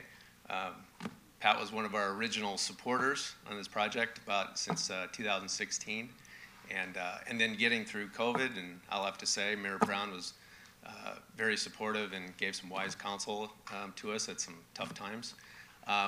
But we bought the old Wet n Wild, or it changed the name to Wet n Wild Toronto. It used to be Wildwater Kingdom. And our company, Premier Parks, we put approximately $30 million into it to renovate it back in 2016 and opened in 2017. And then we have come a long way since then. And then unfortunately, COVID hit, and thank God that is behind us. But we were not able to operate in 2020. So we did need to make some changes and reworking things with the bank and our landlord, the TRCA and all that, but we ended up surviving, thank goodness. And last year we had actually a pretty good year, revenue-wise, probably one of our best years. We still have a ways to go. We still have a lot of bills to pay, but thank goodness we're still standing. As you may or may not know, we hire approximately 500 young folks every summer. Our season is from June till Labor Day, so we need to make our bacon at that time.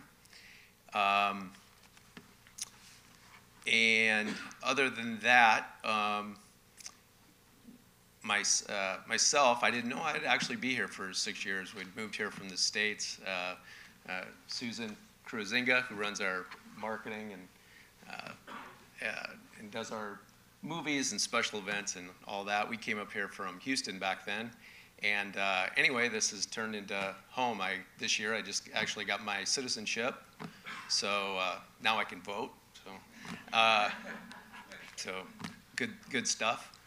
And then our company has been on the move, and Premier Parks, we've actually, again, through COVID, it was a scary time, but I think we've come out stronger.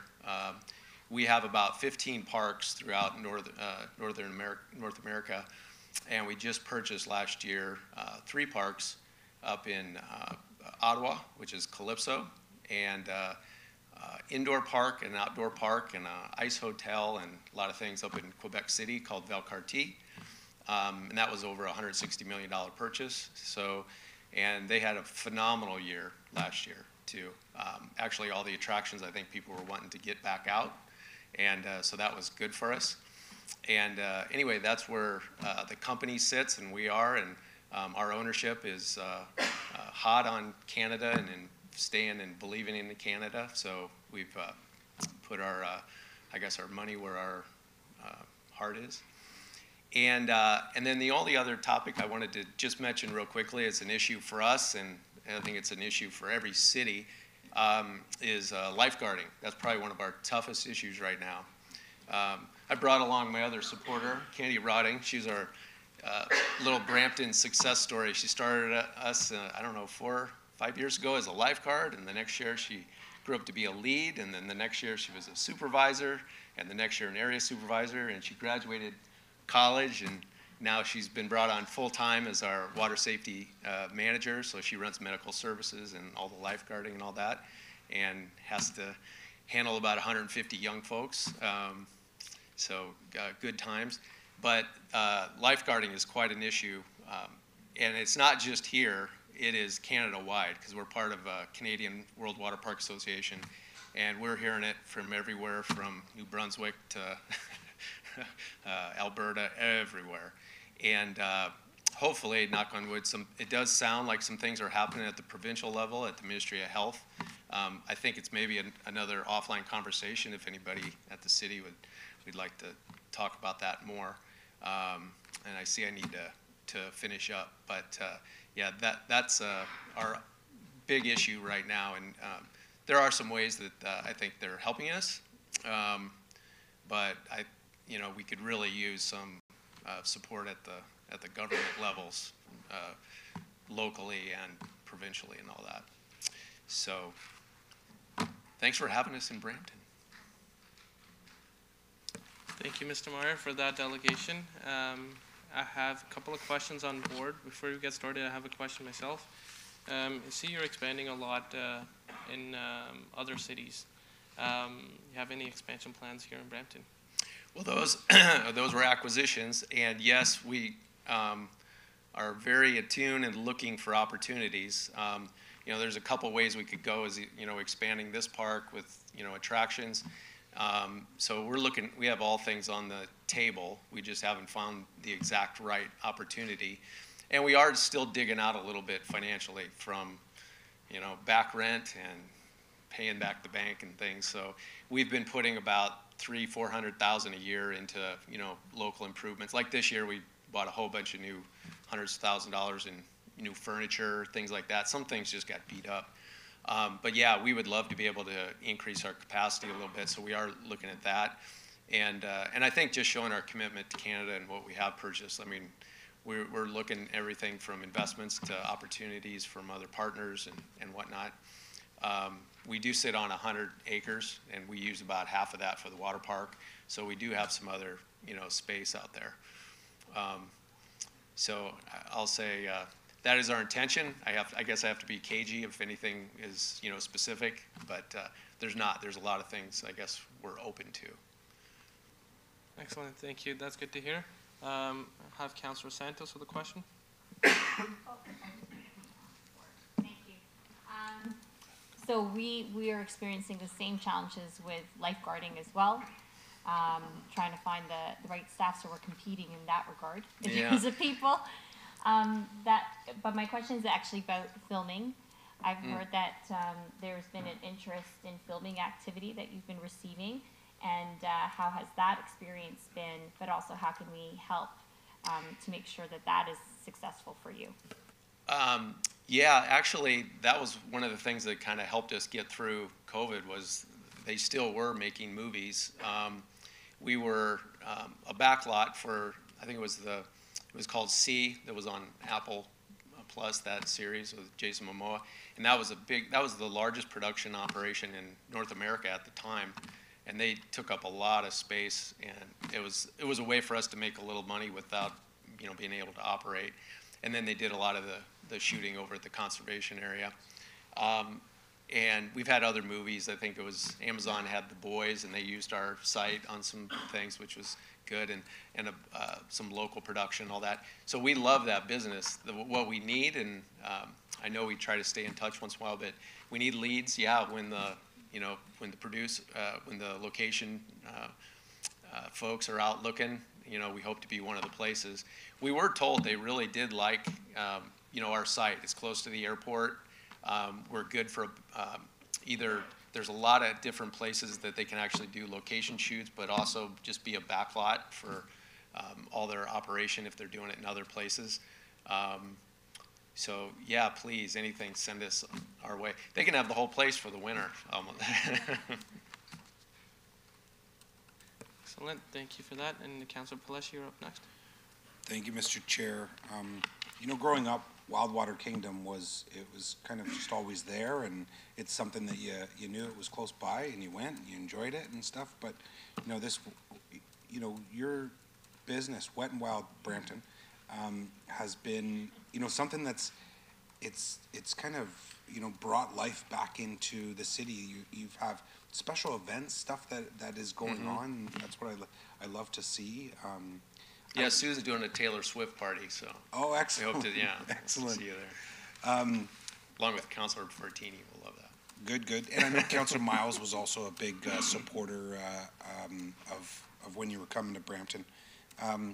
We were just in a meeting yesterday, but with the meeting that we had yesterday with your residents.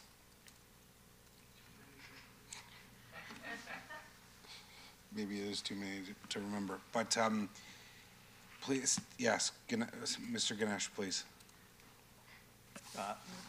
Through the chair, I think the meeting that Councillor Paleshi is referring to was some residents that I had brought forward to meet with Councillor Paleshi, Councillor Tor, Deputy Mayor Singh, and Mayor Brown, just to speak about those families in Brampton that are dealing with autistic children and children with special needs, and the need for those families to have places for social interaction, physical activity, and whatnot. And when I see a sort of a delegation like this, there's certainly perhaps opportunities where the city could work with groups such as that and have a day sort of set aside for those families to enjoy all of the facilities at Wet and Wild that we kind of get the opportunity to enjoy on a regular basis. And if I can just elaborate on that a little bit, parents of autistic children and with children with special needs, they're always cognizant of what everybody else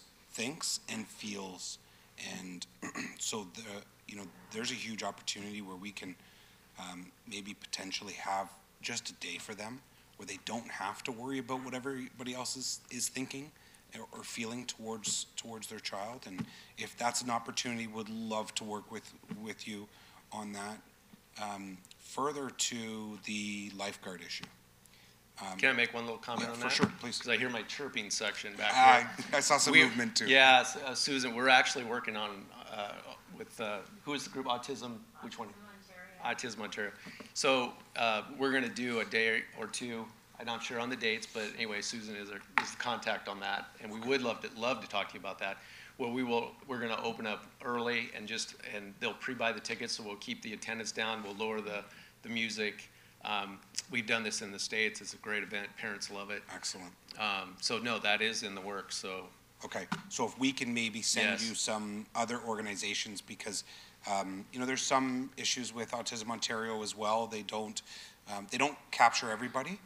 So if we can just help with sending you some other organizations that are here in Brampton, we really appreciate the help. With respect to lifeguards, and yes, it's an issue here at the City of Brampton, and it's been an issue for a while now, and mainly because of COVID, but maybe there is some kind of opportunity where we can have a discussion where we can join forces and kind of help each other out a little bit. There's definitely, I think, some internal stuff where, our internal lifeguards they're in the facilities, and maybe they like to get out a little bit to the outdoors, and vice versa. Maybe there's something that we can do here. I'm sure that union is going to be an issue, but maybe we can ask them. Well, we would like to talk about that whole issue, because like I said, it's not just a problem for us or you, it's Canada-wide. Yeah. It's a little North America-wide, and a little too much to get into the whys and all that, but a little bit here in Ontario has been the barrier to entry has been a little high right now, because a lot of these guards, they lost their certifications during COVID, and they couldn't get in pools, they couldn't get instruction, and then they let these certifications lapse, and now they get back. So there needs to be some, instruments, hopefully to get them back quicker, and we have some, other ideas too. But we also there's a new program the Life Saving Society is developing. It's a pilot program just for the water parks, because what we run into sometimes some of the kids we'll just hire them as ride dispatchers, so they're not necessarily lifeguards and all that, but they want to become lifeguards. And we see that, because we believe it's real important, to promote swimming. We're going to do the world's largest swim lesson again this year. We need to promote swimming, and all kids need to learn how to swim. Yep. I think everybody knows that's the number one cause of Not all child kids, death in other everybody, countries. everybody and all that. needs to learn how to swim. And from there, it's a great summer job. It's fun. If we remember when we were kids, it was one of the great things to do. I know the kids can make some good money over the summer. Yeah. You're outside, you got a lot of friends. It's a great job. And there's something, I don't know if they got stuck at home on social media and things like that, but we need to get them back, working. I think it's really good for them. And so there's this overall broad need of demand. So we've been trying to push our PR right now toward lifeguarding, and just did an interview on CTV yesterday about this exact issue. We are trying to do it within an industry too, the water parks, but then also, the public facilities too. So we would like to have more of a conversation, because there's the, I'll call them the NL, the top guards, and then we have a lot of shallow water positions. So we have some starter positions that doesn't really compete with the city, but we think it would help grow kids into the lifeguarding. And it needs to start becoming a part of the culture Let's not again. think about it as competing. Let's think about it as, Right. let's join forces and see what we can do here. No, it's an overall demand issue everywhere. Brampton's so. not going to fix Canada, but let's see what we can do within the borders. Yep, absolutely. Chief? Chief Boyce. Yeah, through the chair, we'd be happy to sit down and partner with our rec team. I mean, we face these same challenges. We're about 70% staffing numbers in aquatic, as we were pre-COVID. We're slowly increasing with some of the programs, but maybe there's an opportunity to partner together and do something that's mutually beneficial and improve our I keep staffing saying, numbers. and I guess that we still have them. In the day, we always had the public service announcements, and it feels to me like we just in general need to have that. Hey, parents, here's an opportunity for your kids, and we need to also as managers and leaders give them the opportunity and kind of lower these barriers that they can, learn to swim and learn to guard and go through the classes and make it financially, because it can be expensive for some kids to get through the program. It takes a long time. Sometimes kids start at age 12 and work their way up, and there's a lot of there's some money involved too. So we're trying to work through some of that too, where we're offering pay for their licenses and things like that. I don't know if kids fully understand, at least like when I went up through swim school and with my life saving and bronze and everything like that, like those were some of the best days of my life. Like fantastic days. Yeah. So we always feel at the end of the summer the kids are hugging, and it's like the end of summer camp. It's great. Yeah, absolutely. It's a great thing to do. Thank you. Thank you, Mr. Chair. Thank you. And I have next up, Councilor Fortini. Yeah, thank you, Mr. Chair, and thank you, Steve. And I'm sorry I couldn't be there, and it's nice hearing you and give my wishes to Sue. I remember when it was wet and wild. I had my cousins from Italy, and when they came back, they wanted to go there, and I told them it was closed. They were kind of, a little bit shocked because it was an amazing park. But when I got a call from Dr. Chong from Los Angeles and at Premier Parks, and we met at Zorro's that time, and we really pushed staff. And I remember it was a challenge. It was a challenge on development charges and all. So, and we really pushed for it. But with Elaine Moore and John Spiveri, they really helped a lot, and you got the park going. And I remember the first day when they opened, it was really busy. Going back to autistic kids, I thought we did in the past some stuff for a day for these kids at the park once before. No, we actually just did some one-off events. We hadn't done an open one. Can you? Yeah, we were always apart.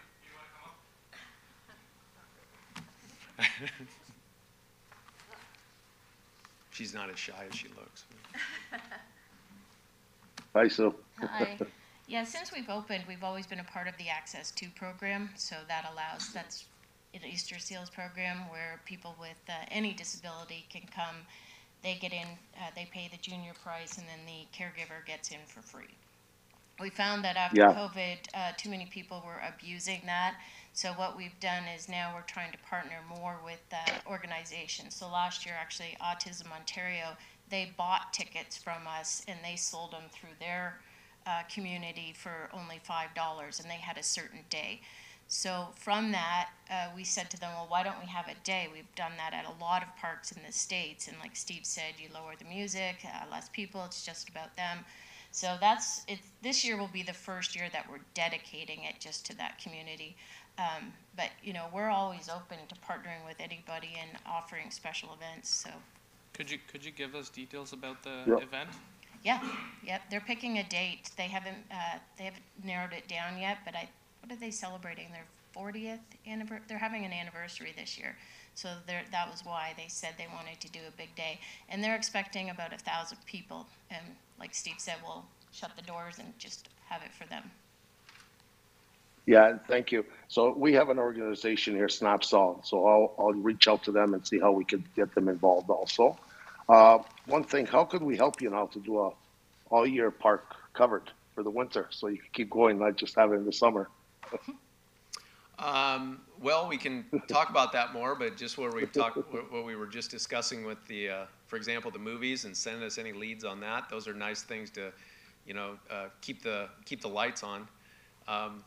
Other than that, yeah, we'll get back to you on maybe a couple topics or issues we have. Nothing earth-shattering at the moment. Yeah, help you.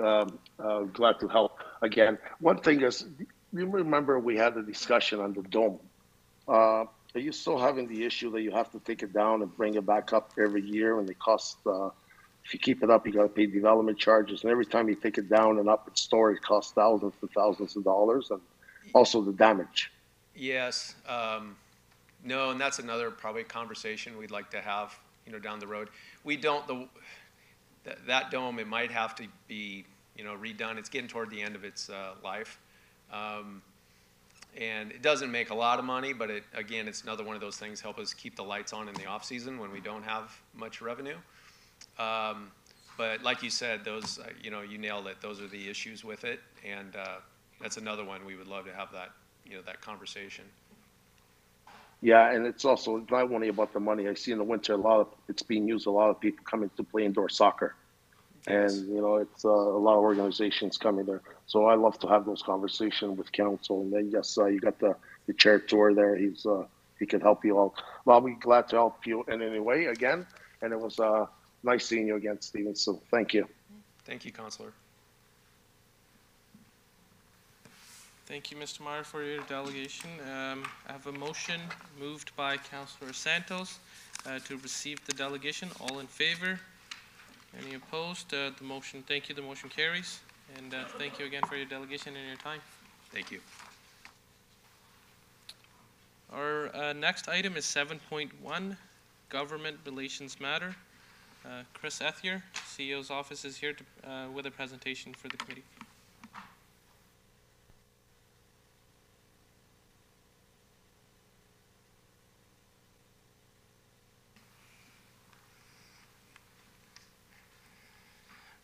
Thank you and good morning through you, Chair. Next slide, please. I'll begin with the regional agenda review for the April 13th Regional Council meeting. Staff have reviewed the agenda items and identified a few items that I will highlight. Next slide, please. Item 11.1, titled Establishment of the Planning and Growth Management and Planning Advisory Committees, is a recommendation report that speaks to implications from recent provincial legislation, mainly Bill 23 and Bill 39. The regional staff recommend deferring re-establishment of the Planning and Growth Management Committee until full proclamation of the relevant provisions of Bill 23. Staff also recommend that the Planning Advisory Committee is not established. The region's planning responsibilities are removed upon full proclamation of the provisions of Bill 23. And the Planning Advisory Committee will no longer be a legislative requirement for Peel.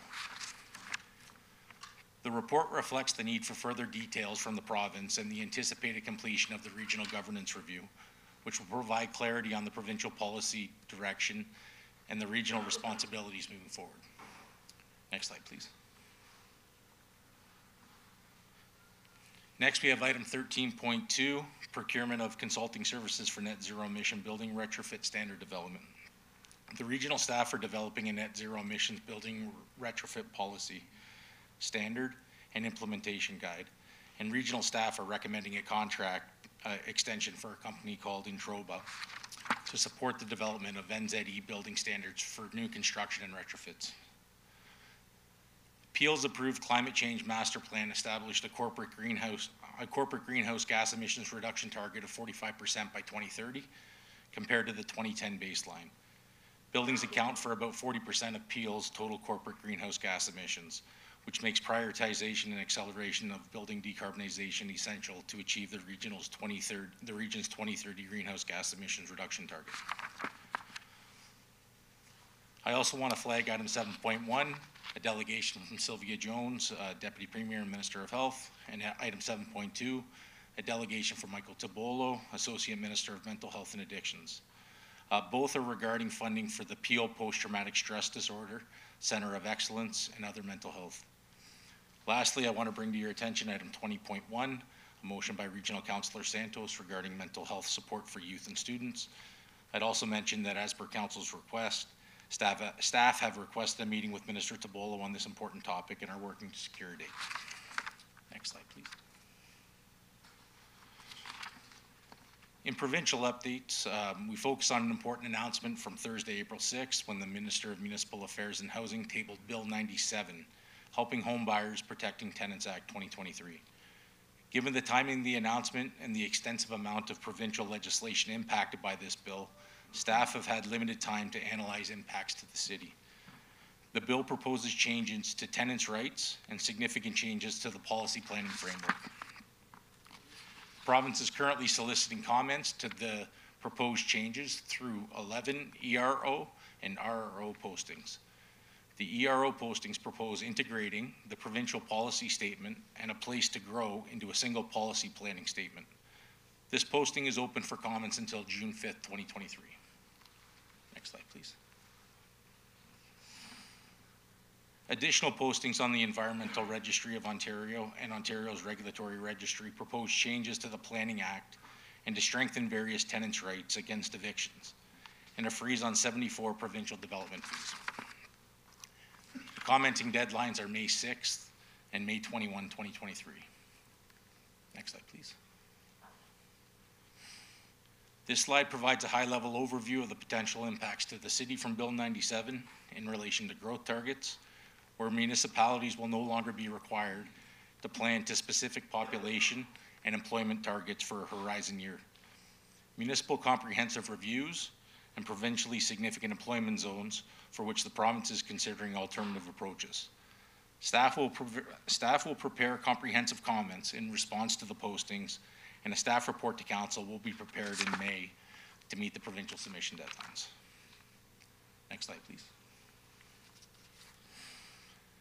The AMO update also focuses on Bill 97 and highlights AMO's initial comments on the bill, with a focus on proposals that address some of AMO's advocacy priorities. Similarly, AMO committed to review the proposals in Bill 97 more closely and provide updates in the future. And with that, that concludes today's presentation.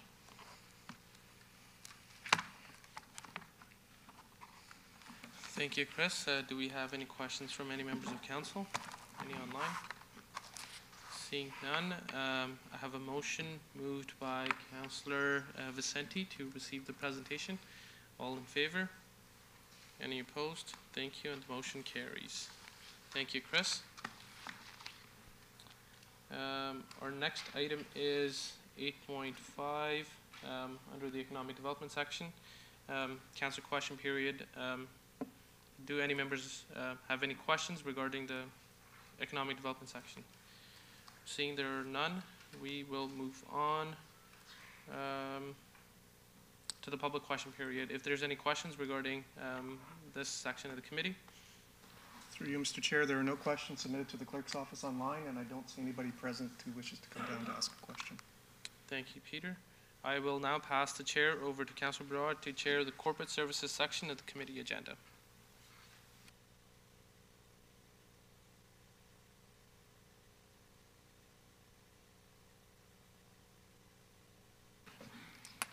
Thank you, Councillor Tour. We're on corporate service section. Our next item is 9.201, which was deferred. Our next item, 9.2.2, is in consent.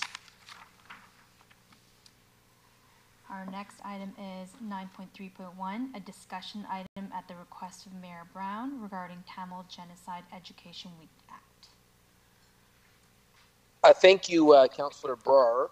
And we have a motion that I've sent to the clerk, which I believe we moved by myself and Councillor Tour. And just to speak to the background of this, recently there's been a court appeal. As you probably know, a few years ago, the Parliament of Ontario passed a motion recognizing Tamil Genocide Education Week. MPP VJ moved the motion, unanimously supported by the provincial legislature, to really highlight the journey of the Tamil people, their struggle, the adversity they went through. It got appealed by a group of foreign interests from Sri Lanka. The appeal was turned down, and now there's another appeal going to the Supreme Court, which has disheartened the community. And there's been one of the largest petitions circulated around the GTA to support this bill, to uphold the will of the people of Ontario through their representatives in the Parliament of Ontario. And so I have a motion just to reiterate our support. We supported this 3 years ago when it first came forward, and now that it's under attack, to once again support it and stand in solidarity with our Tamil community in Brampton, who I know this act was important to, because it really recognized their struggle in what was one of the most horrific genocides of the modern era. Thank you, Mayor Brown. Do any members have any questions or comments? You have a motion on the screen moved by Mayor Brown. All in favor, all opposed. Thank you. The motion carries. Our next item is 9.4.1, correspondent from Mohammed Lash. Sorry, through you, Chair Brar. There were two added items. One was dealt with, 9.3.3 from Councillor Vasante on the Chinguzi Park Library branch relocation, and 9.3.2 added from Councillor Paleshi regarding International Pink Day at school boards. So we have, our next item is 9.3.2, discussion item at the request of Councillor Paleshi regarding International Day of Pink. Councillor Paleshi. Thank you, Madam Chair. Madam Chair, it was brought to my attention by way of your children that today is an International Pink Day, and I believe it's anti-bullying and something else that we'll get to. And it's always been that the school board had a different date from the city of Brampton. So I guess what I'm looking at is any opportunity that we can, identify and support anything out in the community like this, if it's both, us as a city and the school board doing it together, I think is a benefit. So I would like the opportunity for us to maybe have this day in the city of Brampton as well, but I would ask maybe staff if they could just look at times that the school board has a day that we do, but they just don't fall on the same days, and if we could maybe duplicate and double the dates, I think that's it's good news for the city, and hopefully members of council can support that, and just have staff just work on nothing too intense, but if you could have the discussion with the school board and look at those opportunities and bring it back to council at a future date. Thank you, Councillor Paleshi. I just want to comment on that too. So International Day of Pink seeks to create a more inclusive and diverse world.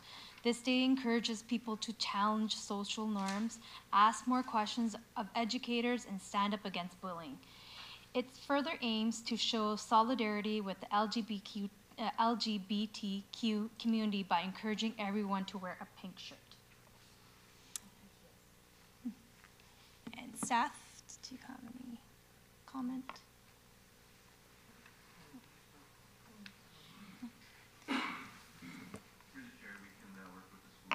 And also with direction from council, add it to the annual list of the important and commemorative dates.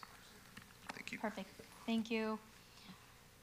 So we have a motion moved by Councillor Palashi. All in favor? All opposed? Thank you. The motion carries. So through you, Chair Brar, just to be clear in terms of the motion, so it's staff will be working with the school board, but also adding it to the list of days for commemoration is not the right word. Important commemorative dates that's annually approved as part of the council resolution. Okay, thank you. Perfect. Thank you. Our next item is discussion at the request of Councillor Vasante regarding Chinguacousy branch. Dealt with.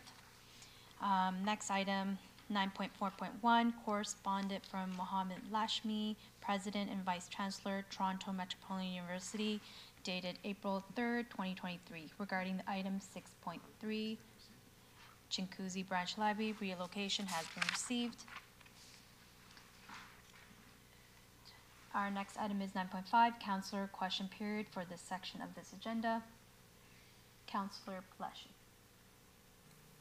Thank you, Madam Chair. Madam Chair, it was, completely my mistake to not hold 15.2 on the agenda today, the in-camera item, and I would like to, with the indulgence of committee, I'd like to reopen the agenda to hold that, remove it from consent so we can discuss that item in camera.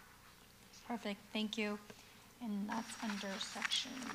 Through you, Chair Brar, that would be a 2/3 vote to reopen approval of the agenda to reopen consent to remove 15.2 in closed session from the consent motion and to be held by Councillor Palashi for consideration and closed. Can we get a vote? All in favor? All opposed? Thank you, that carries. So can we?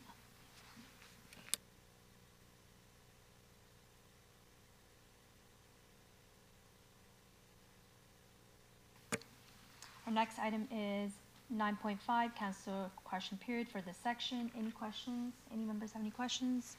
Thank you. Seeing none, we'll move on. Now we'll deal with item 9.6, public question period. Are there any questions, Mr. Clerk, online? Through you, Chair Brar, there are none online and nobody present wishes to ask a question about this section. Thank you so much. I will now pass the chair over to Councillor Vicente to chair the Public Works and Engineering section of the committee agenda. Thank you.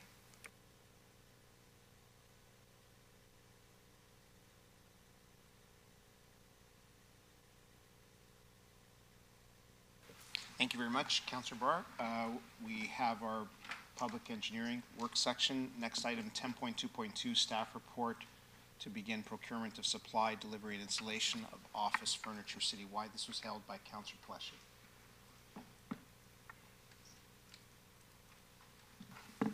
Thank you, Mr. Chair. In just reviewing the report,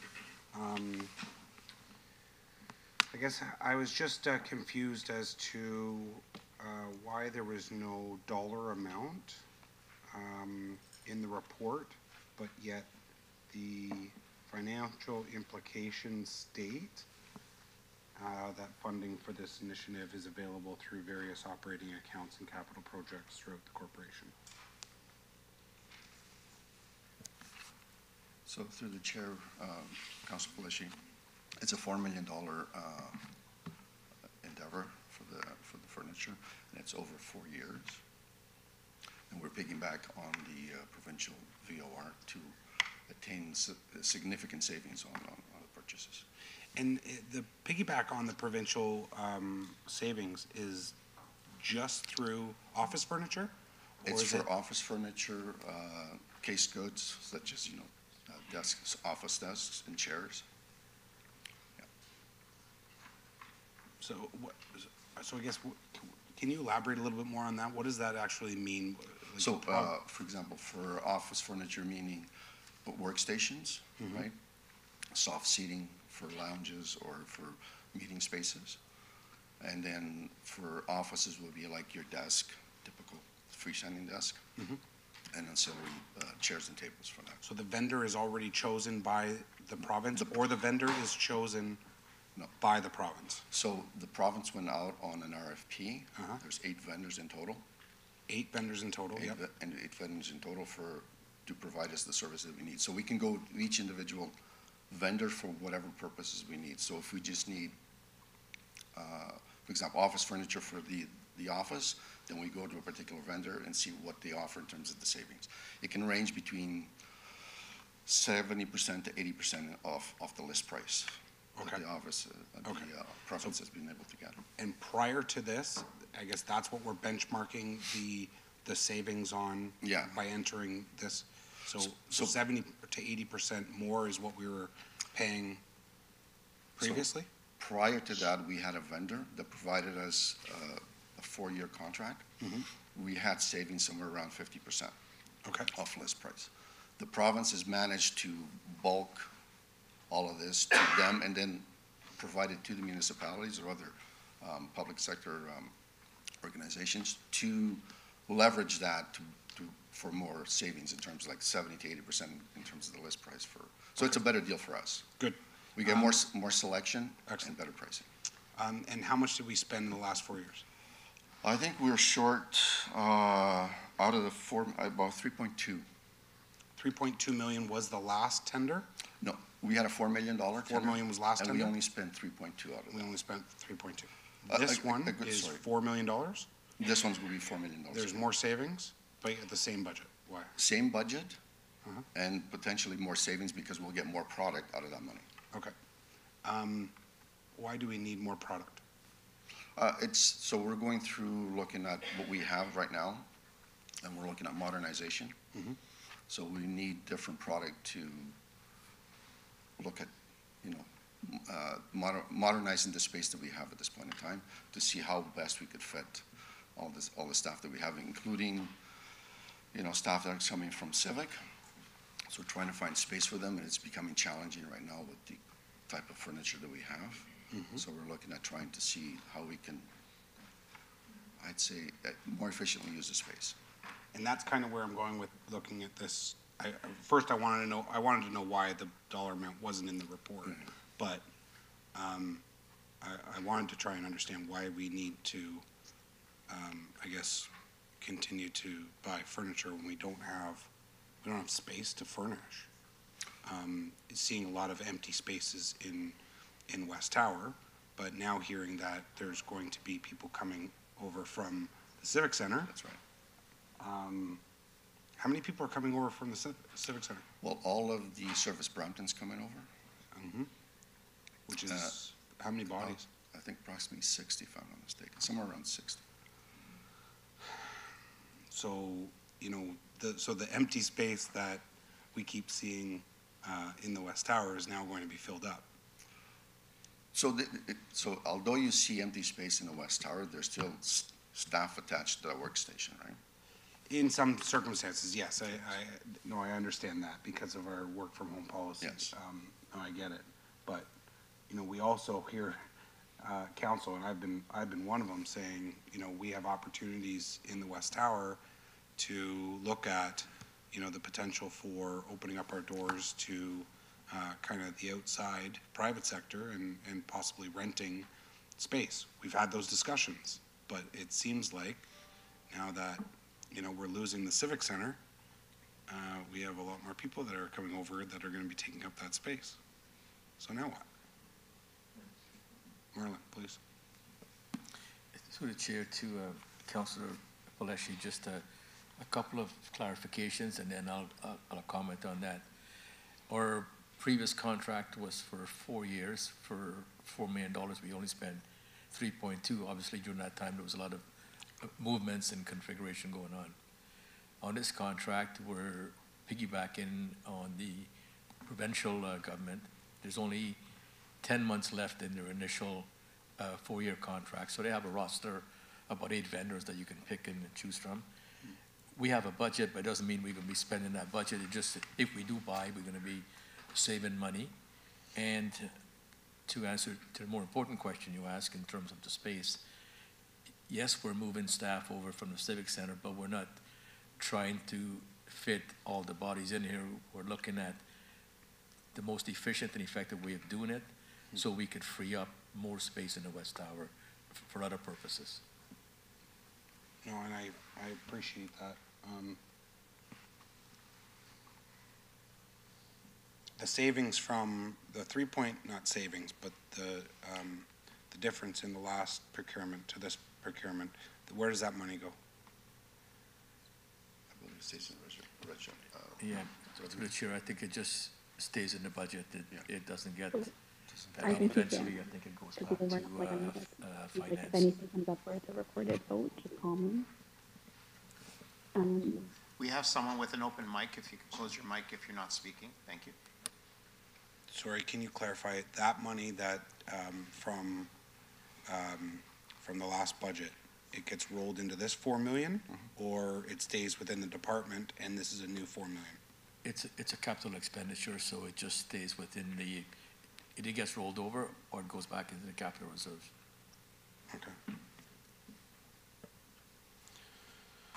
Okay, thank you, Mr. Chair. Thank you very much, Councillor Pleshy. Councillor Pleshy, would you like to move the report? Report is now moved by Councillor Pleshy. All in favor, any opposed? That carries. And so with that, we move on to Councillor question period. Do any members have questions with regards to this section? Seeing none. Public question period. Mr. Clerk, do we have any questions from members of the public? Through you, Mr. Chair, we do not online, and I do not see anybody present coming forward with a question. Very good. So with that, members will pass the chair over to Councillor Santos to chair the community services section of the committee agenda. Chair Santos.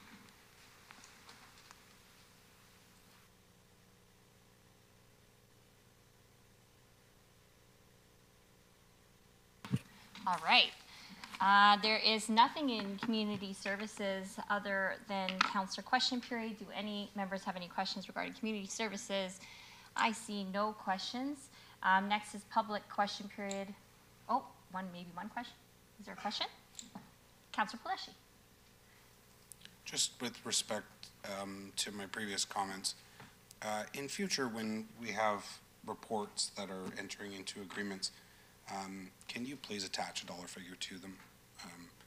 You go down to the bottom and the financial implications, but yet we don't know what the financial implications are. So please ensure that dollar figures are attached to reports when talking about procurements or anything like that. Thank you, Madam Chair. Thank you, Councillor Paleshi, for that question. Mr. Clerk, any questions from the public online or in the gallery? There are none, Chair Santos. Okay, great. Next item is legislative services, and I believe there's only one item there, right, Mr. Clerk, which is my item, which is the discussion item and motion regarding an update to the noise bylaw. And so if we could put that motion on the screen, just a heads up to everyone, spring is in the air, and with spring in the air comes not only speeding issues, but also noise issues with respect to lawn maintenance, as well as very loud cars. And we anticipate some complaints coming forward. That being said, I took a look at what some of the other municipalities have been doing during the course of COVID when there was an escalation of noise complaints, and working with the clerk's office as well as Commissioner Legislative Services and team, we'd realized that our own bylaw related to noise requires a bit of a refresh, especially relative to the other municipalities. What's also happened since COVID, Mississauga passed a motion in, I can't remember when, but in 2020, with respect to the amendments to the Highway Traffic Act. So at this point in time, if your car is above a certain level of noise, the police can stop you, and we have Project Noisemaker that's actually going to launch in May up until October. But the Highway Traffic Act, thank you JP for confirming, was actually amended in 2022, April 2022, to make it illegal, essentially, for auto shops to modify and install equipment on cars to make it go beyond the legal limit of noise, which I believe is 92 decibels or something like that. And so what we're going to look at is an update to our noise bylaw to include data capturing of vehicular noise, as well as possibly lawn maintenance noise, because right now at the City of Brampton, there are only 3 categories of data that we're capturing. The first one is construction noise. The second one is excessive noise due to loud music. And then I can't remember what the third one was. It was in the middle of that chart. Dogs. So we have a category capturing data about dogs barking, like my dog Stanley, but we don't have a separate category related to cars. And when you look at the data that bylaw shared with us, from 2018 until 2022, we went from excessive music complaints. So if you have a loud car, and somebody complains about it, because we don't have data capturing loud cars, it ends up going into excessive noise due to loud music. And so you look at the loud music data, and we went from 2018 from 400 complaints to 2022 over 4,000 complaints, which is a tenfold increase in complaints, and a good chunk of that, we believe, is due to loud cars. And so to complement the work of Project Noisemaker with Peel Regional Police launching in May, we're hoping to update our bylaw, noise bylaw, to be reflective of what other municipalities are doing in Toronto, Mississauga, as well as Richmond Hill and others like Winnipeg, which is referenced in the motion, but also looking at licensing of auto shops with respect to the amended Highway Traffic Act to make it illegal, that makes it illegal for them to be even installing that equipment in the first place. And so there's a whole bunch of whereases. I'm not going to read it because my council colleagues have seen it already, but also staff have worked together with me in putting the motion together. And so this is the therefore be it resolved. That's the staff update, the noise bylaw, to include data categories to capture complaints specific to excessive vehicular noise and lawn maintenance equipments, and similar to Winnipeg, limit the hours and distance of auto shops that emit excessive vehicular noise generated from the testing of modified vehicles. So that's almost like the idling of cars that make noise. But then this leads into the amendment of licensing requirements for auto shops as it relates to the modification of vehicles causing excessive noise as per the amendment in the Highway Traffic Act. And working together with Peel Regional Police in the launch of Project Noisemaker, implement a communications plan that suits Jason and team to increase awareness and notice of respective changes to the City of Brampton's noise bylaw. And I did notice that the city has already sent on social media reminders about being respectful of your neighbors with noise and property standards, which is great. And then communication related to Project Noisemaker and our updated bylaw that might be coming regarding licensed auto shops, specifically communicating to the auto shops themselves to give them notice of the updated licensing requirements, and that this motion be forwarded to all of our local MPPs and also Peel Regional Police, but Chief Nish and Superintendent Gormley already know that this is coming. So that is the motion. And any members have any questions at this time? No, thank you very much. Anyone opposed? Thank you, that carries. Thanks, everyone. Okay, next item on the agenda in this section would be referred matters list, which is published quarterly on our website. Are we on the, oh, sorry, councillor question period. Any questions? None.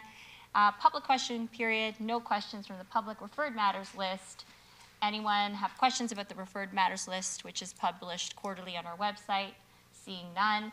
Public question period, no questions from the public, which now leads us into closed session, I believe, Mr. Clerk, if I'm correct? That's correct, Chair Santos. So item 15.2 is the item that was reopened and held by Councillor Palashi, so there'll have to be a motion to move into closed session to deal with item 15.2 under section 239 2C and K of the Municipal Act, a property lease matter.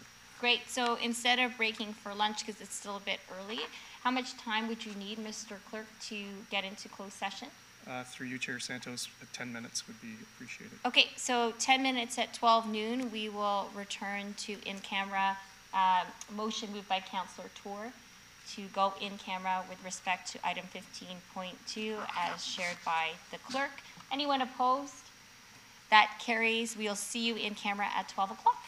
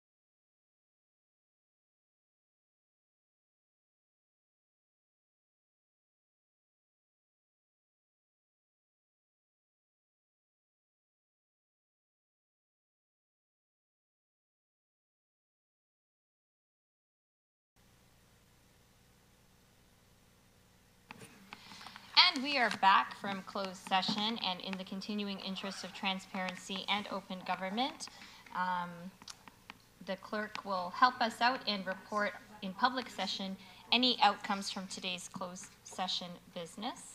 Mr. Clerk, over to you. Chair Santos, members of committee, so there were two items listed on the closed agenda. The first, 15.1, was dealt with as part of the consent motion. It's a personnel matter about an identifiable individual, the 2022 Citizen Awards.